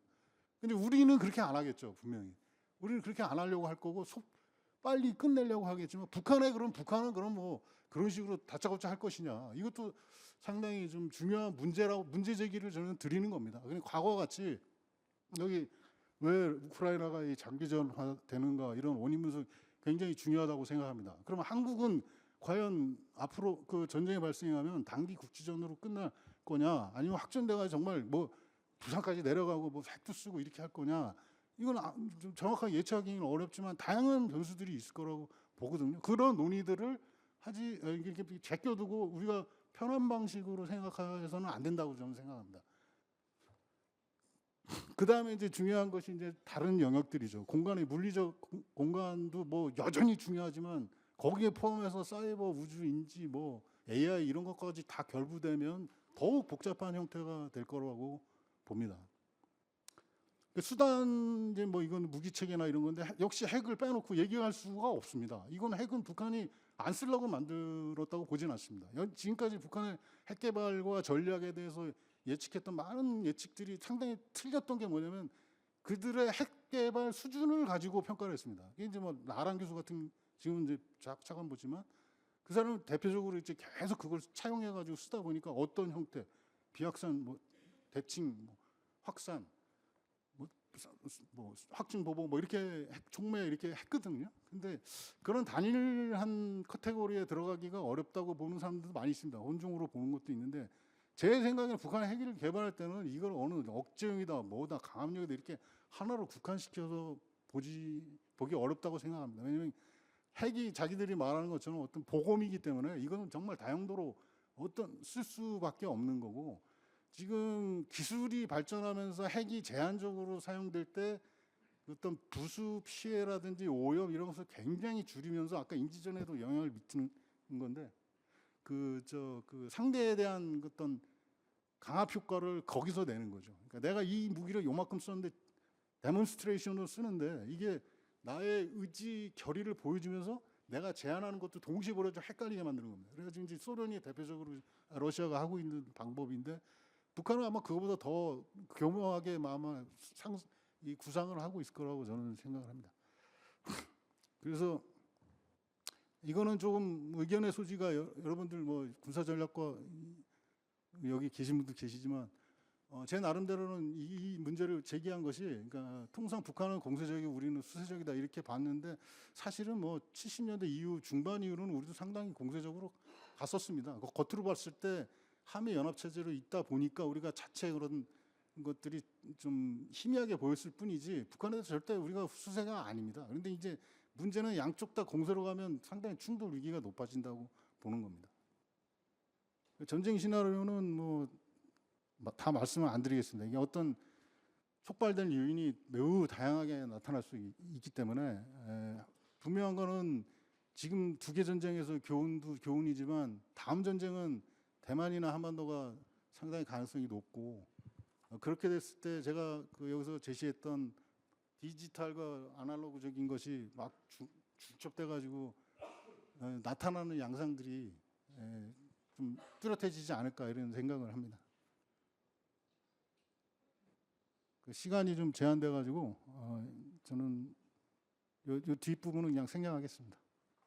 그리고 요 육군의 이제 조금 이제 함이라고 이렇게 대비 이런 것은 제 개인적으로는 아미타이거 그게 이제 수년 전부터 됐는데 우리 육군에 어떤 큰 획을 걷다고 저는 봅니다. 그 육군 본부에서 어떤 방향성을 이쪽으로 잡고 미래를 대비해서 딱 갔던 것이 굉장히 중요한 전환점이었고 이걸 계속 추동력을 가지고 가는 게 좋다고 저는 생각하고, 미국 내에서도 그런 움직임이 많았지만 왜 육군이냐를 이렇게 자꾸 얘기하기보다는 육군이 어떻게 간다는 걸 보여주면 국민들한테 더 큰 설득력을 가질 수 있지 않을까 이렇게 생각을 합니다.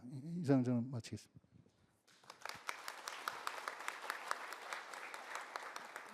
예, 감사합니다. 한반도 미래전을 전망하는 데 있어서 고려해야 될 다양한 변수들 그리고 또 논제들을 잘 짚어주셔서 토론에서 받아서 얘기할 수 있는 재료들이 되지 않을까 싶은 생각이 듭니다. 조금 시간이 지체돼 가지고요. 30분 정도 시간이 남았는데 앞서 제가 한 7분, 8분 토론 부탁을 드렸는데 한 1, 2분씩만 깎아주세요. 5분에서 6분 정도 말씀해 주셔야 뒤에 얘기를 좀 할 수 있을 거라서 한 5분 정도 한다고 생각하시면 좋을 것 같습니다. 예, 이종환 교수님. 예, 네. 5분 꼭 마치겠습니다. 그 두진호 박사님 발표를 주신 글을 보면 어떻게 보면은 그 유인석 교수님이 말씀 주셨던 분류 중에 전략 환경과 전장 환경에 대한 두 개의 사례를, 그러니까 결국 러시아의 우크라이나 침공과 이스라엘 하마스 충돌에 대해서 전략 환경과 전장 환경을 굉장히 잘 분석해 주시고 그것의 한국적 함의에 대해서 잘 설명해 주셔가지고 다 동의하는 내용이다라고 일단 기본적으로 말씀드리고 싶습니다. 제가 추가적으로 그냥 좀 얘기하고 싶은 거는 결국 동맹에 대한 이야기입니다. 결국 이게 지금 우크라이나의 사례 같은 게 참 안쓰러운 게 결국은 나토 회원국이 아니고 어떻게 보면 한국처럼 한미동맹 이런 게 없다 보니까 결국은 지원이 있으나 결국은 동맹이 아닌 상태에서 그 지원이 갖는 한계라는 점이 분명히 있고, 그런 차원에서 보자면은 동맹의 중요성을 다시 한번 이렇게 일깨워주는 계기로서 그 러시아의 우크라이나 침공 이후에 우크라이나의 어떻게 보면은 이런 노력들을 볼 수 있을 것 같습니다. 결국은 이 두진호 박사님이 말씀해 주신 게 크게 보면은 전략 환경에서 동맹이 중요하다라는 부분과 더불어 가지고 전장 환경에서 어떻게 보면 무기 체계를 구축하는 방향성에 있어서의 첨단 전략 무기라는 것들이 중요하고 최첨단 기술 발전이라는 것보다 다양한 어떻게 보면은 이 하이브리드 대비로서의 유무인 복합 전투 체계의 그 확충이라는 게 중요하다라는 말씀 전적으로 동의하는 바입니다. 하지만 아무튼 그 전략 환경과 전장 환경 모두에 있어서 결국 지금 한미 동맹의 미래는 굉장히 중요한 우리의 고려 사항이 될 수밖에 없다라고 생각해 볼 수 있는데요. 거기서 말씀드리고 싶은 거는 결국은 아까 유인석 교수님이 말씀하셨다시피 결국은 그 동맹 사이에 그리고 미국의 다른 동맹국들 결국은 한국의 협력 국가들 파트너 국가들 사이에 분업 구조를 어떻게 짜야 되느냐라는 문제가 있어서 결국은 한국에 있어서는 미국의 공군과 해군 전력 뭐 그리고 또는 해병대 전력까지 포함해가지고 결국은 한국의 지상 전력이 그 북한에 대한 안보 위협을 갖다가 대응하기 위한 미국의 지원이라는 것들에 대해서 그러니까 100% 오는 것에 대해서 별로 그렇게 걱정하지 않아도 되는 시대가 조금 의문이 생겨가는 지점이 있다라는 부분에 있는 것 같습니다. 그러니까 첫 번째로는 결국은 중국의 부상 또는 중국의 대만에 대한 여러 가지 군사적 도발이라는 게 그러니까 미국의 관점에서는 동아시아에 있어서의 또는 인도태평양 아니면 아시아 태평양이라고 부르든 그 지역에 있어서의 한 가지 유사가 아닌 두 가지 이상의 유사에 대한 대비를 고려를 해야 된다라고 한다면 결국은 한반도 유사에서 미국의 역할이라는 것이 뭐 오키나와에서 미군 기지로부터 발진해 오거나 아니면은 사세보나 요코스카에서 오는 미국의 해군 전력들이 기본적으로 돼야 되는데 그 미군 전력이 그 잠재적인 대만 유사에 어느 정도의 그 묶여 있다면은 이 부분이 한국이 결국은 대만 유사라는 상황에서 한국이 한반도 유사에 대한 이 전력 대비를 어디까지 해야 되는지에 대한 굉장히 새로운 문제 제기를 하고 있는 시점이 아닐까라고 생각됩니다. 그러니까 결국은 이 뭐 오키나와와 아니면 일본에 있는 여러 가지 뭐 미군 기지들 다 연합사 후방 기지이긴 한데 연합사 후방 기지지만 동시에 미군 기지이니까요. 그러니까 미군의 전략 판단 속에서 두 개의 동아시아 내에서 유사의 대응이 연계되는 부분에 있어서의 한국 군과 이 미군 사이에 있어서의 유기적인 그 분업 구조에 대한 그 고민이 있을 수밖에 없고 요게 뭐 작년에 그 캠프 데이비스에서 얘기한 그 커미트먼트 투 컨설트에서 잘 체계적으로 삼국 사이에서 논의를 해야 될 필요성이 그 부분에서 나오는 것 같습니다. 하지만 더 중요한 부분은 결국은 한국이 그 첨단 전략 무기라는 부분을 어떻게 보면은 미국에게 좀 의존하고 나머지 이 부분에 있어서의 우리의 지상군 중심으로 전력을 강화하는 방향성에 있어서 굉장히 뭐 효과적으로 그 미국과의 분업 구조로 잘 짜여져 있습니다만 얼마나 미국이 앞으로 향후에 그러한 그 보증을 해줄 것인가 라는 부분은 결국은 올해 11월에 미국 대통령 선거 이후에 우리가 처해야 될 미래가 아닐까라는 생각이 듭니다. 그러니까 유무인 복합 전투 체계에 집중을 하면서 첨단 전략 무기를 미국에 같이 분업 구조로 하는 거는 결과적으로 그래야만이 결국 현재 지금 한국에 있어서의 재정 구조에서 국방으로 쓸 수 있는 재원을 가장 효율적으로 활용을 할 수 있을 텐데 만약에 첨단 전략 무기까지 우리가 같이 고려를 해야 되는 국제 환경이 된다면 현재의 이 재정 구조에서 뭐 지금 아까 도진호 박사님이 말씀하신 뭐 인구 그러니까 작년에 육군력 포럼에서 얘기했던 인구 감소 시대에 대비하기 위한 여러 가지 병력을 갖다가 증진하려는 여러 가지 노력들이 과연 같이 가능한 것인가라는 지점까지도 오게 되는 것 같습니다. 결국 무기 체계라는 고민에 있어서 다시 동맹으로서의 미국의 역할이라는 것에 대한 어떠한 신뢰 보장을 받을 수 있느냐는 다시 좀 원론적인 부분으로 회귀될 수 없는 상황이 아닐까라는 말씀을 드리고자 합니다. 이상입니다. 예, 고맙습니다. 박수 좀 부탁드립니다. 예. 최근 국제정치 분야의 큰 논제 중에 하나가 동맹인데요. 전쟁과 동맹. 어떤 면에서는 이런 군사적인 변수와 정치적 변수가 넥서스를 이루는 또 하나의 고리인 부분이어서 거기에 대한 강조를 좀 해주신 것 같고 그 과정에서 동맹국들 간의 역할 분담의 중요성 또는 국제정치와 국내 정치의 어떤 넥서스의 문제의 어떤 중요성 같은 것들이 올해 말에 우리 주위에 펼쳐지게 될 우리 어떤 미래전 전략에 영향을 미칠 수 있는 또 다른 큰 환경의 변화이지 않나 싶은데 잘 정리를 해주셨습니다. 예, 이어서 우리 토론 부탁드리겠습니다. 최 교수님. 네, 감사합니다. 그 합동군사대학교의 최영찬 대령입니다. 합동군사대학교는 그 김관진 장관님께서 이렇게 여기 계신 김관진 장관님께서 미래를 내다보시고 창설한 곳입니다. 저는 그곳에서 미래의 국방을 짊어지고 갈 중령 장교들을 가르치고 있습니다. 올 10회 육군력 포럼을 진심으로 축하를 드리고요. 토론을 위해서 저는 그 간단하게 그 슬라이드를 몇 장을 준비를 했습니다. 그 슬라이드를 한번 보시면서 한번 토론을 경청해 주시면 감사하겠습니다. 5분 안에 하실 수 있는 슬라이드죠? 예. 그 너무하십니다. 예. 인지전에 대한 연구는 이제 서구를 중심으로 이제 상당 부분 진척이 돼 있습니다. 그렇지만 우리 연구는 매우 미흡하고요. 그리고 특히 이제 국내 연구 같은 경우에는 보시는 바와 같이 국방 비전 그리고 미래 작전 환경 분석서 육군 교육사회 그리고 합동 군사대 연구가 를 뽑을 수 있는데요. 그 특히 이제 육군 교육사의 미래 작전 환경 분석서에는 우리의 육군의 노력이 조금 들어가 있는 것으로 좀 판단을 합니다. 인지 영역에 대한 얘기를 하고 있고, 다음에 인지전에 대해서 물론 그게 이제 나토 이노베이션 허브에 의해서 정의된 개념들을 수용을 하고 있지만 그래도 이 사항은 이제 홍일점이라고 조금 볼 수가 있겠습니다. 이는 그 새로운 전쟁 수행 개념에 대해서 육군의 관심을 단적으로 좀 나타낸다고 볼 수가 있습니다. 오늘 저는 그 송태현 박사님께서 제시해 주신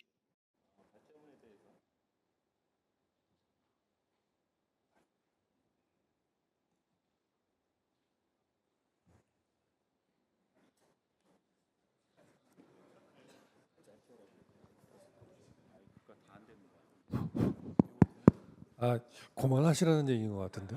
제 마이크는 되는데 이거 사용하십시오.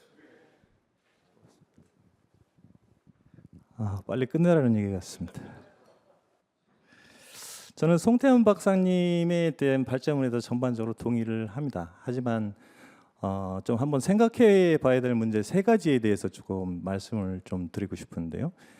첫 번째는 이제 인지전의 개념에 대해서는 정의에 대한 문제입니다. 사실 인지전이라는 그런 것은 여러분들도 잘 아시는 바와 같이 다양한 연구를 해보면 우리 행동의 근원, 즉 사령부라고 할 수 있죠. 본부라고 할 수 있는 부분입니다. 뇌에 대한 영향을 미치는 거죠. 그래서 뇌에 해를 끼칠 목적으로 그 정보를 활용한 전쟁 수행 방식으로 이렇게 간략하게 요약이 가능한데요. 그런 방법은 두 가지가 크게 있을 수 있습니다. 첫 번째는 생득적인 인지. 그러니까 생득적인 인지라는 것은 뇌가 본질적으로 가지고 있는 어떤 특성이라든지 취약성을 얘기하는 겁니다. 그리고 두 번째는 과학기술 발달에 의해서 하는 방법, 두 가지로 크게 대별을 할 수 있는데요. 특히 과학기술에 의한 어떤 그 인지전은 과거에 이제 상대방을 내가 원하는 방식으로 의사결정을 할 수 있도록 유도하고 설득하고 하는 압력을 가하는 이런 인지전의 수준을 이제 넘어섰다. 이제 강요의 수준을 넘어서 이제 과학기술 발달로 강제하는 수준으로 이렇게 넘어섰다라고 좀 말씀을 드리고 싶고요. 그런 의미에서 인지전 정의를 조금 포괄적으로 새롭게 정의할 필요성이 있겠다라는 생각을 좀 말씀을 좀 드리고요. 다음은 그 미래의 인지전에 대한 이야기입니다. 발제문에서도 이제 미래 인지전의 고도화라는 제목으로 이렇게 잘 축약을 해주셨습니다. 그리고 현실적으로 가능한 인지전은 뭐냐? 소셜 미디어 무기화에 의한 인지전이다라고 이렇게 말씀을 해주셨고, 뇌과학의 무기화를 미래 인지전 모습으로 이렇게 강조를 해주셨는데요. 하지만 저는 그 뇌과학의 무기화 자체를 이게 단순하게 미래 일로 볼 것이냐? 저는 그렇지 않습니다.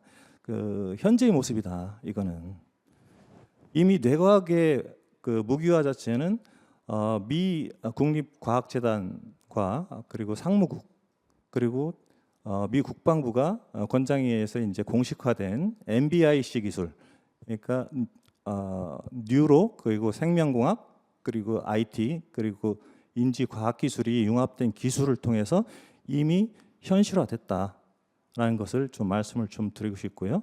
그리고 이러한 프로젝트의 목표 자체가 인간 능력 증대입니다. 그래서 이렇게 봤을 때 대략 한 10년에서 한 20년 전부터 이렇게 그 뇌과학의 무기화가 이렇게 진행되고 있다라고 말씀을 좀 드리고 싶고요. 특히 이러한 융합 기술을 활용해서 2013년도부터 2014년도경에 미국의 브레인 프로젝트라든지 중국의 CBP, Chinese Brain 프로젝트가 이제 이미 시행이 됐습니다. 이렇게 판단했을 때 이미 10년 전부터 이 뇌과학 프로젝트는 시행을 하고 있다. 그리고 이미 군사 분야에서 활용할 수 있는 기술들이 현실적으로 좀 나타나고 있다라는 것을 조금 말씀을 좀 드리고 싶습니다. 그리고 이제 내각의 무기화의 이제 선두주자는 중국이죠. 중국 뭐 자타가 공인을 하고 있습니다. 2021년도에 이미 그 비인간적인 그 연구를 통해서 어떤 그 미국의 상무국으로부터 강력한 제재를 받은 바 있고요. 2014년도하고 2018년도에는 좀 개념이 이게 이제 아주 특이한 개념이 나오는데요. 2014년도에 그 인민해방군에서 재내권이라는 그 이제 개념이 나오고요. 2018년도에는 재집권이라는 그 의미를 이제 개념이 나옵니다. 재내권은 우리가 얘기하는 브레인 컨트롤하고는 조금 의미가 틀린 것으로 조금 해석이 됩니다. 그러니까 커맨드죠. 이제 완전한 이제 뇌의 통제를 의미하는 거고, 재집권은 그거보다 좀 확장된 인간의 지적 능력을 통제하는 완전한 통제를 의미하는 그런 개념이 이때 제시를 되고, 그리고 2019년도에 미래 군사 혁신 방향으로서 그 진흥화전이 이제 추진이 됩니다. 이 진흥화전의 추진이 인지전이라고 분석을 할 수가 있겠습니다. 그리고 무엇보다도 정부의 이제 강력한 정책적 지원 그리고 투자를 통해서 이루어지고 있는데, 이렇게 봤을 때도 뇌 통제의 개념은 벌써 10년이 지났다. 이제 과거의 일이다라고 이제 볼 수가 있습니다. 예, 마무리 부탁드립니다. 예, 감사합니다. 이제 그리고 이제 마지막입니다. 인지전의 개념에 대해서 이제 정립에 관한 문제인데요. 인지전은 우리가 알고 있는 것과 같이 새로운 개념이 아닙니다. 오래전부터 연구이 됐고, 그리고 상당 부분 그 개념 정립이 이루어졌습니다. 그래서 이제 그 특징별로 조금 분석을 해보면 2000년도에 벌써 인지 영역이 최초로 독립적인 영역으로 이제 미 국방부에서 의회에 보고한 보고서에 의하면 물리 영역, 정보 영역, 그리고 인지 영역, 그래서 이제 세 개의 독립적인 영역으로 구분을 하고 있고, 2017년도, 18년도에는 인지전이라는 용어가 공식적인 이제 주요 지휘자들에 의해서 개념화되고 언급됩니다. 한 가지 조금 예를 들자면 2017년도 정보 월드와이드 컨퍼런스에서 미 정보국장 스튜어트가 인지전 개념에 대해서 최초로 이야기를 하고요. 그리고 랜드 연구소의 왈츠만 같은 경우에는 러시아 2017년도에 전 세계적으로 펼쳐지고 있는 러시아의 인지 조작, 이것을 이제 미 상원 사이버 안보 군사위원회 증인으로 출석을 해서 미국이 cognitive security, 그러니까 인지 안보를 추구를 해야 된다라고 주장을 하기도 했습니다. 그리고 이제 그 다음에 이제 2018년하고 2020년 어간에는 이제 인지전 개념뿐만 아니라 MBI 융합 기술과 이에 따른 뇌과학의 무기화에 대해서 강조를 하고 있고요. 2000년도 이후에는 지금까지 논의된 인지전, 그리고 인지 영역, 그리고 뇌과학의 무기화를 재강조를 합니다. 그리고 이제 전쟁 승리를 위해서 인지 우세를 좀 강조를 하는데요. 사실 인지 우세는 아까도 말씀이 나왔지만 나토에 의해서 이제 워파이팅 캡스톤 컨셉이라는 이제를 제시를 합니다. 2021년도에 여기서 이제 앞으로 이제 나토가 살아남기 위해서 수행해야 되는 과제를 이제 5가지로 제시하고 있는 그 첫 번째가 인지 우세 개념입니다. 이제 본질적으로 이제 인지 우세 개념을 봤을 때 나토는 이미 인지전의 개념과 인지전의 개념을 이제 신전쟁 수행 개념으로, 그리고 인지 영역 자체를 전쟁 영역으로 이렇게 바라보고 있다라고 좀 판단이 됩니다. 이상입니다. 예, 박수 부탁드립니다. 그리고 너무 감사하고 또 죄송합니다. 인지전에 대한 연구를 많이 하고 계시는 것 같은데 시간이 너무 제약되어 있어서 대신 다음번에는 제가 꼭 발표자로 모시겠습니다. 예, 서린우 교수님. 네, 감사합니다. 국방대학교 전략학부 서린효 교수입니다. 제가 실은 2015년 제1회 육군력 포럼에서 이제 발표를 했었고요. 그 이후에도 이제 여러 번 참여할 기회가 있었는데, 지난 10년을 돌아보면 육군력 포럼이 정말 육군뿐 아니라 우리 군의 가장 그 선진적인 화두를 던지는 그런 자리가 되었고, 군과 관련된 전문가들 사이에서는 가장 그 심도 깊은 논의가 시작되고 또 화두가 던져지는 자리로 기억되었던 것 같습니다. 그래서 오늘도 이렇게 말씀드릴 수 있는 기회가 있어 정말 큰 영광이라고 생각하고요. 아까 발표해 주신 논문 관련해서 한 3가지 정도 사안만 이렇게 토론을 드리도록 하겠습니다. 첫 번째는 그 지금 현재 우리가 한반도에서 벌어질 미래전 양상을 다시 짚어보는 것은 굉장히 중요하다는 점을 좀 다시 확인을 하고 싶습니다. 현재 우리가 목도하고 있는 이런 다중 전쟁 상황은 어떤 우연의 일치의 연속이 아니고 굉장히 구조적인 산물이라는 점이죠. 그래서 미중 경쟁으로 인해서 미국이 인도 태평양 지역에 집중할 수밖에 없는 상황이고, 그것이 미국의 군사 개입 역량이나 의지에 대한 의문을 제기하는 상황이기 때문에 또 다른 지역에서 발생한 전쟁에 대해서 과연 계속해서 이렇게 개입할 수 있는 역량이 있는가는 의문이 있을 수밖에 없는 상황이죠. 따라서 이런 상황이 지속이 되면서 기존의 각 지역에서 미국 주도의 질서에 좀 불만을 갖고 있던 국가들은 하나의 기회의 창이 열리고 있다고 인식을 하게 될 겁니다. 그리고 그 국가들은 상호간에 내가 어떤 분란의 행동을 발생시키면 그것이 다른 국가에게 기회가 되고, 또 그 국가들의 분란적 행동이 나에게 기회가 된다는 것을 인식을 하게 되고, 사실상의 조율과 유사한 현상이 발생하죠. 예를 들어서 러시아가 이란을 지원하고 이란이 러시아를 지원하는 이런 현상들이 나타나고 있고요. 더 나아가면은 이러한 조율을 공식화하기도 합니다. 그러니까 최근에 우리가 봤던 러북 협상 같은 것들은 이러한 어떤 공식적 조율의 모습이라고 볼 수 있고, 따라서 많은 학자들이 얘기하고 있는 것처럼 인도 태평양 지역에서의 대만 사태의 발생 가능성, 그리고 그것을 전후한 북한의 도발 가능성은 앞으로도 계속될 구조적인 한반도의 여건이기 때문에 지금 우리가 한반도에서의 전쟁 가능성과 그리고 미래전의 양상을 짚어보는 것은 굉장히 중요하다라는 점을 다시 한번 확인을 하겠습니다. 전쟁은 계속해서 미래로 나아가고 있습니다. 특히 치열한 미중 경쟁 속에서 최첨단에 있는 과학 기술들을 전쟁에 도입하는 노력들이 지속되고 있고, 지난 몇 년간 우리가 많은 논의를 해왔는데, 사실은 지금 이 시점에 더 생각해야 되는 것은 실제 전쟁의 양상은 어떤 모습일까 하는 점이죠.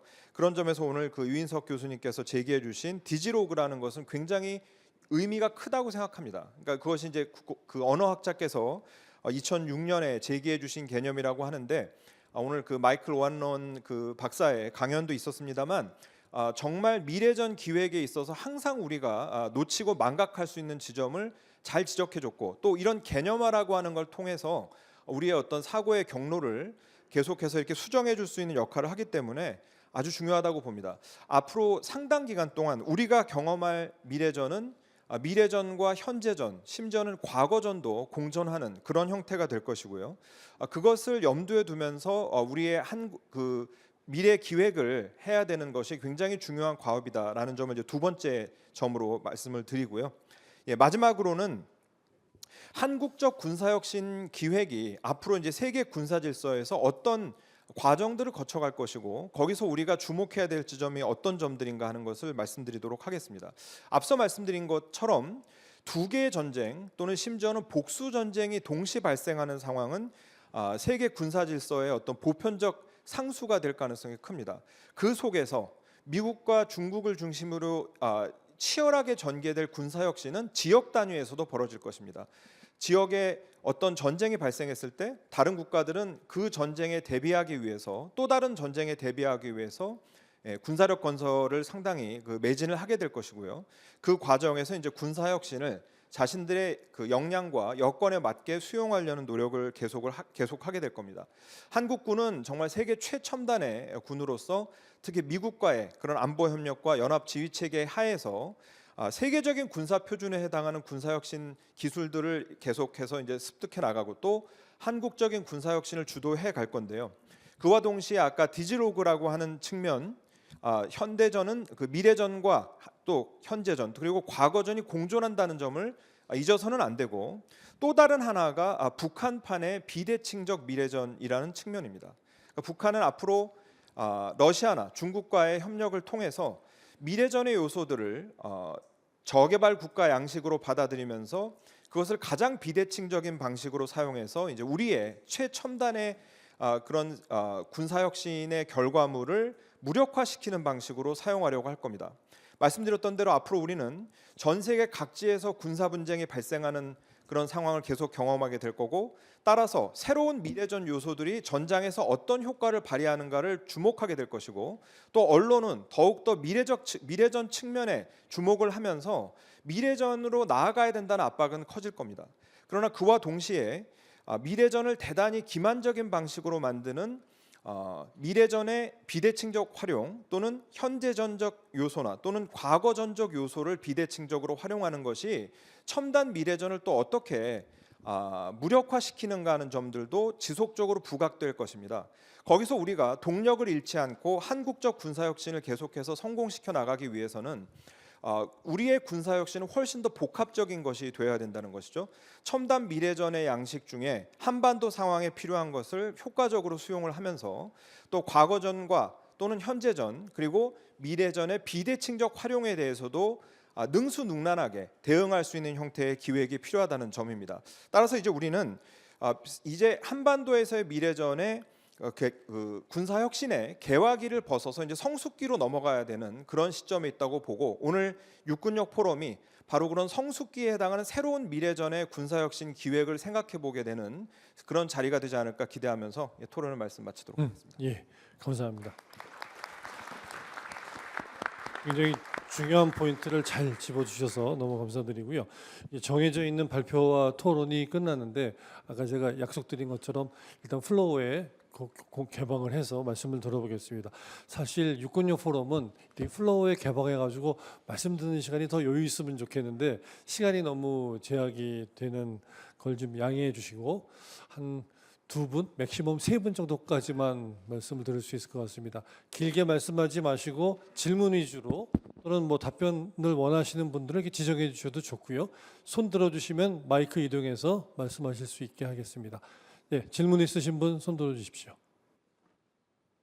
없으세요? 예, 저기 한 분 계시고 여기 한 분 계시고요. 한 번만 더. 예, 여기 한 분 계시고, 예, 마이크 이동 부탁드립니다. 제가 먼저 하면 되겠습니까? 예, 반갑습니다. 저는 동국대학교 북한학연구소의 개건연구원으로 있는 임성재라고 합니다. 이렇게 이제 훌륭한 포럼에서 발제자분들의 뛰어난 그 발표를 듣게 된 걸 개인적으로 큰 기쁨으로 생각을 합니다. 제가 이제 이런 포럼에서 많이 논의되는 것 중에 하나가 이제 인지전과 이 심리전에 대한 논의가 많이 이루어지는 것 같더라고요. 보니까 우리 송 교수님도 발표를 하셨지만 보통 인지전에 대한 그 개념 자체가 사실 명확하지는 않고 뭐 심리전 개념이 확대된 게 인지전이다. 아니면 뭐 인지전이 그냥 그 송 교수님 지난번에 말씀하셨는데 그 학술적인 차원에서의 그 용어의 트렌드를 하다 보니까 이제 심지전 대신에 인지전이라는 용어를 많이 쓰고 있긴 한 것 같은데 제 개인적으로 볼 때는 개념은 명확하지 않은 것 같고요. 제가 볼 때는 이제 뭐 인지전은 보통 뇌과학 쪽 이야기를 많이 하는 것 같고 심리전은 뭐 기존에 이제 뭐 프로파간다라든가 그다음에 뭐 사이버 뭐 여론 조작 아니면 전단 뭐 이런 전통적인 방법을 이제 논의를 많이 하는 것 같더라고요. 근데 이 개념 정립이 명확히 필요한 이유가 그 인지전이 이제 뇌과학 쪽 이야기를 한다고 그러면 그 보통 뭐 뇌과학용에 칩을 싣는다거나 아니면 뭐 전파를 쏜다거나 아니면 뭐 초음파 아니면 뭐 최면 뭐 쇠뇌 영화에서 뭐 인셉션 뭐 이런 쪽이 되기 때문에 기존의 그 심리전의 어떤 대응과는 좀 다르게 우리가 대응을 하는 게 옳다고 보는데 이런 용어 자체를 좀 혼동해서 쓰다 보니까 약간의 그 어떤 그 대응상의 문제가 있지 않느냐. 그래서 인지전을 조금 심리전에 확대된 개념이 아니고 심리전과는 다른 걸로 구분을 해서 예. 대응하는 게 어떨까 하는 그런 생각을 좀 해봤습니다. 이상입니다. 예, 좋습니다. 인지전의 개념에 대한 정리 문제를 좀 강조해 주셨고요. 아까 저쪽 뒤쪽에 한 분 계셨는데요. 예. 예, 안녕하십니까. 한국국방외교협회 권태환입니다. 오늘 너무 좋은 자리에 초청을 해주셔서 감사합니다. 두진호 박사님께 질문을 드리고자 합니다. 최근 전운 분석에 대한 한반도 전쟁 미래전에 대한 내용인데 바로 7월 28일 한미일 국방장관 회담을 통해서 굉장히 많은 내용들이 나오고 있습니다. 우리 육군력의 건설이 우리 한국 독자적으로 이루어지는 것도 굉장히 중요하지만 결국은 한미 동맹을 토대로 하고 또 앞으로 캠프 데이비드 선언을 포함한 한미일이 어떻게 통합해 나가는데 그때 우리 육군이 어떤 전력을 건설하고 어떤 역할을 담당할 것인가 하는 문제가 굉장히 중요하고 현실로 대두되고 있는데 여기에 대한 내용을 조금 견해를 말씀해 주시면 감사하겠습니다. 예, 이상입니다. 좋습니다. 한미일 군사안보 협력 속에서의 우리의 어떤 대응에 대한 문제 질문해 주셨고요. 예. 예, 한국전략문제연구소장 주원식입니다. 오늘 좋은 포럼에서 다양한 의견을 보고 많이 배웠습니다. 육군이 부딪혀야 될 그 어떤 큰 변화 중에 하나가 매크로와 마이크로 쪽에 있는데 오늘 마이크로 쪽에 너무 초점이 맞춰지지 않나 하는 그런 생각을 합니다. 왜냐하면은 28일 날 미일 합동사령부가 이렇게 이제 발진을 하고 또 이렇게 협약이 맺어졌습니다.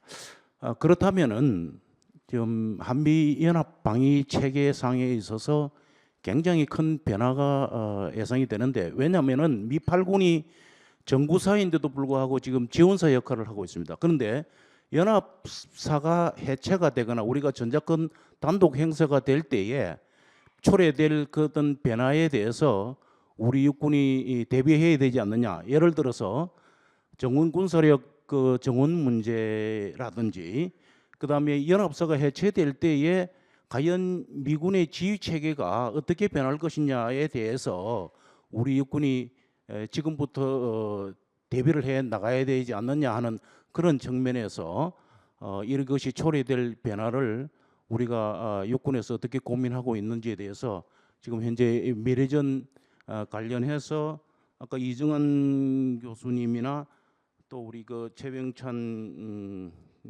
대령님 중에서 이렇게 우리가 육군이 대비해야 될 부분에 대해서 한번 이렇게 말씀해 주시면 고맙겠습니다. 예. 두 분 중에서 뭐 편하신 분이 토론하고 나니까 다 끝난 줄 알았는데 질문이 다시 나왔습니다. 예, 부탁드리고요. 예, 시간이 좀 여의치 않아서 한 1, 2분, 뭐 맥시멈 2분 정도로 생각하시고 1차적으로 일단 세 분 발표자들이 아까 못하신 말씀 좀 보충해 주시는 식으로 진행하고 아까 말씀 더 하실 수 있으면 하겠습니다. 권태한 회장님 좋은 질문 감사드립니다. 말씀하신 것처럼 지난주 주말에 이제 일본에서 한미일 국방장관 회의가 있었고 또 신원식 장관님께서 15년 만에 국방장관 자격으로 일본에 방문하셔서 한일 간의 다양한 국방 교류 협력에 물꼬가 튀었습니다. 한미일은 이제 한미일 안보 협력 프레임워크 그 협력 각서를 체결을 했죠. 그래서 비록 조약은 아니기 때문에 법률적인 어떤 구속력은 없어 보이나 양해 각서보다는 또 수준 높은 차원의 제도화를 만들었기 때문에 앞으로 다양한 불확실성, 미국 리더십의 변화에도 불구하고 지속 가능성을 저는 보여줬다. 먼저 이렇게 평가를 합니다. 이 안에서 과연 육군의 이제 역할을 어떻게 가져갈 것이냐에 대한 문제인데요. 아마 이제 한미일 그리고 한일 국방장관 회의가 끝났고 그것이 뭐 저희들 또 NSC라는 또 수단이 있기 때문에 그것을 통해서 이제 각 군에 어떻게 후속 조치를 할 것인가 이렇게 이제 내려갈 것 같은데 육군 입장에서는 주도적이고 적극적으로 나서기에는 좀 어려움이 있을 것이다 이렇게 좀 생각을 합니다.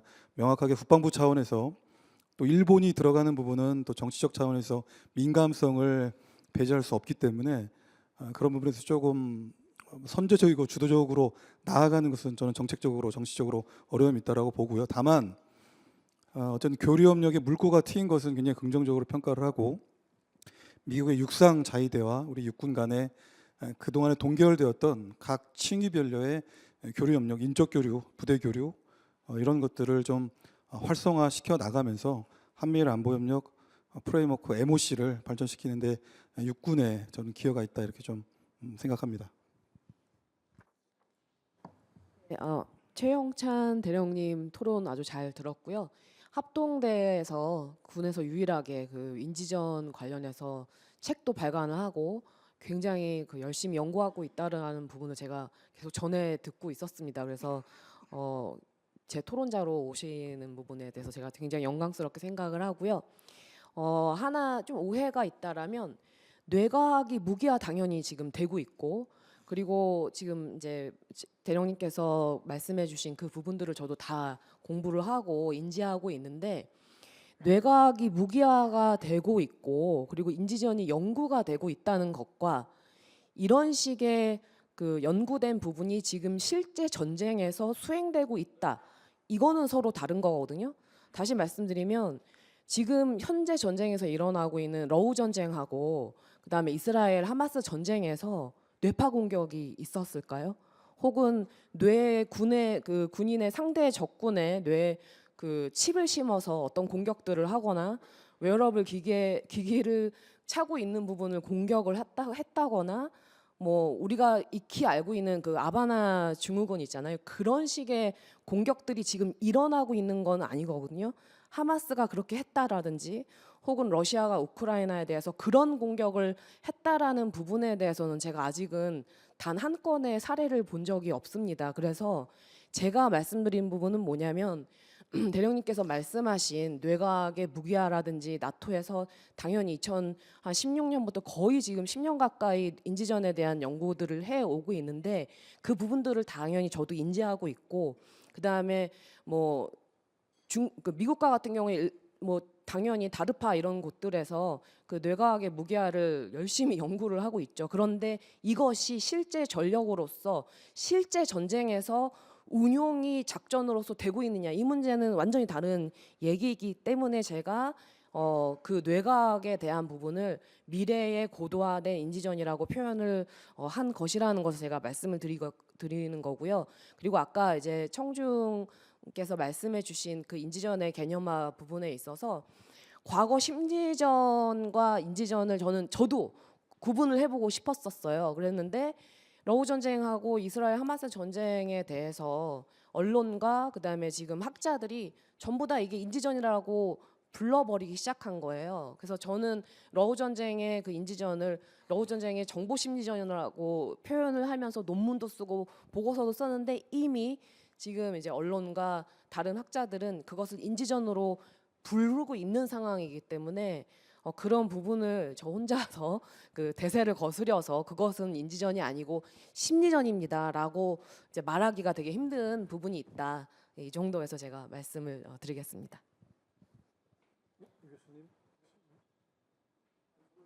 질문이 없기 때문에 생략하겠습니다. 혹시 두 분 중에 누가?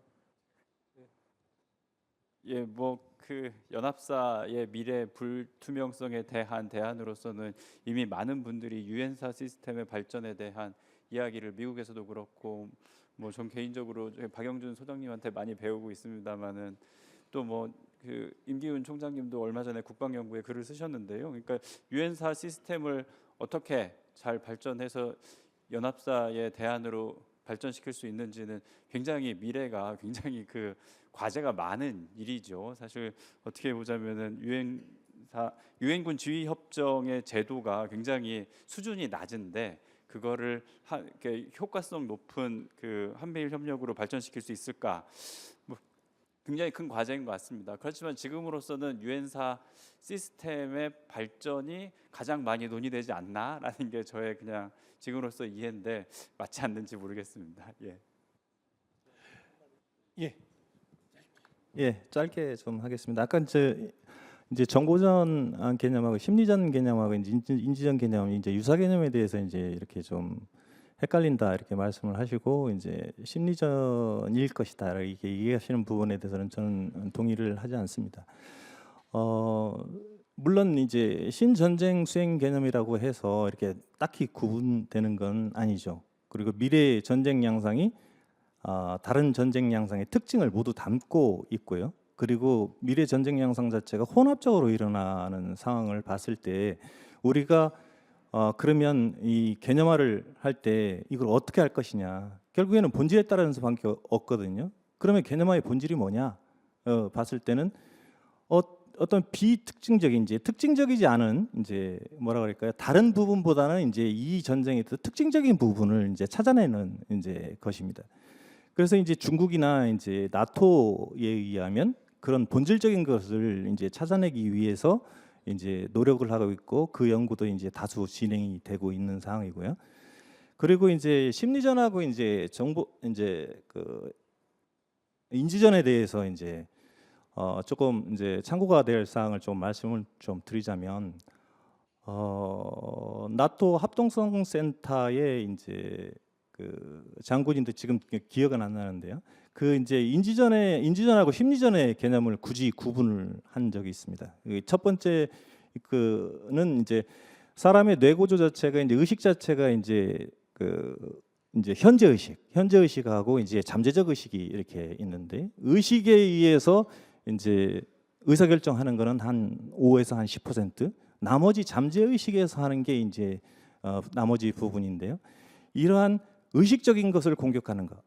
예를 들어서 이제 저거 거짓이야라고 이제 의식적으로 생각하지만 자꾸 그 의식을 이제 어떤 전단지나 그런 것을 통해서 공격하는 것이 심리전의 개념에 가깝다. 물론 이게 정확히 구별될 수는 없지만 그런데 이제 인지전은 기본적으로 의식을 공격하기도 하지만 잠재 의식이 주로 그 대상이다라는 것을 이렇게 말씀을 한 적이 있습니다. 참고가 될 수 있으면 좋겠습니다. 감사합니다. 예, 감사합니다. 부지런히 진행을 했는데도 시간이 넘었습니다. 마무리를 겸해서 한 말씀만 드리고 마치려고 하는데요. 그 작년이 한미동맹 70주년이어가지고 저희 미래전 연구센터에서 총서 시리즈로 그 한미동맹에 대한 책을 냈습니다. 그래서 출판사에다가 책 제목으로 4차 산업혁명 시대의 한미동맹 이렇게 해가지고서 원고를 넘겨줬더니 출판사의 편집자가 교수님 4차 산업혁명이라는 용어는 이제 식상해서 책이 안 팔리니까 다른 용어로 바꿔주십시오 그러더라고요. 그래서 고민하면서 바꾼 제목이 한미동맹의 디지털 전환이었습니다. 여기서 지금 보셔야 되는 게 레볼루션이 키워드가 아니라 트랜스포메이션이 키워드였다는 거죠. 우리가 한때 첨단 기술의 발달에 의해서 뭔가 세상이 바뀔 것처럼 막 이렇게 들떠 있었는데 이제는 조금 캄다운 해가지고 어떤 면에서 옛날에 있던 것과 새로 들어오는 것이 이렇게 겹치면서 트랜스포메이션 되는 전환되는 이런 모습들을 진지하게 고민해야 될 때를 어떤 출판의 현장에서 저한테 전달한 메시지라는 생각이 들어서 되게 감사했다는 생각이 듭니다.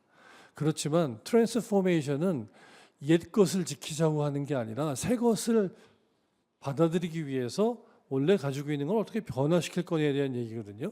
방점은 디지털에 있는 거지 아날로그에 있는 게 아닙니다.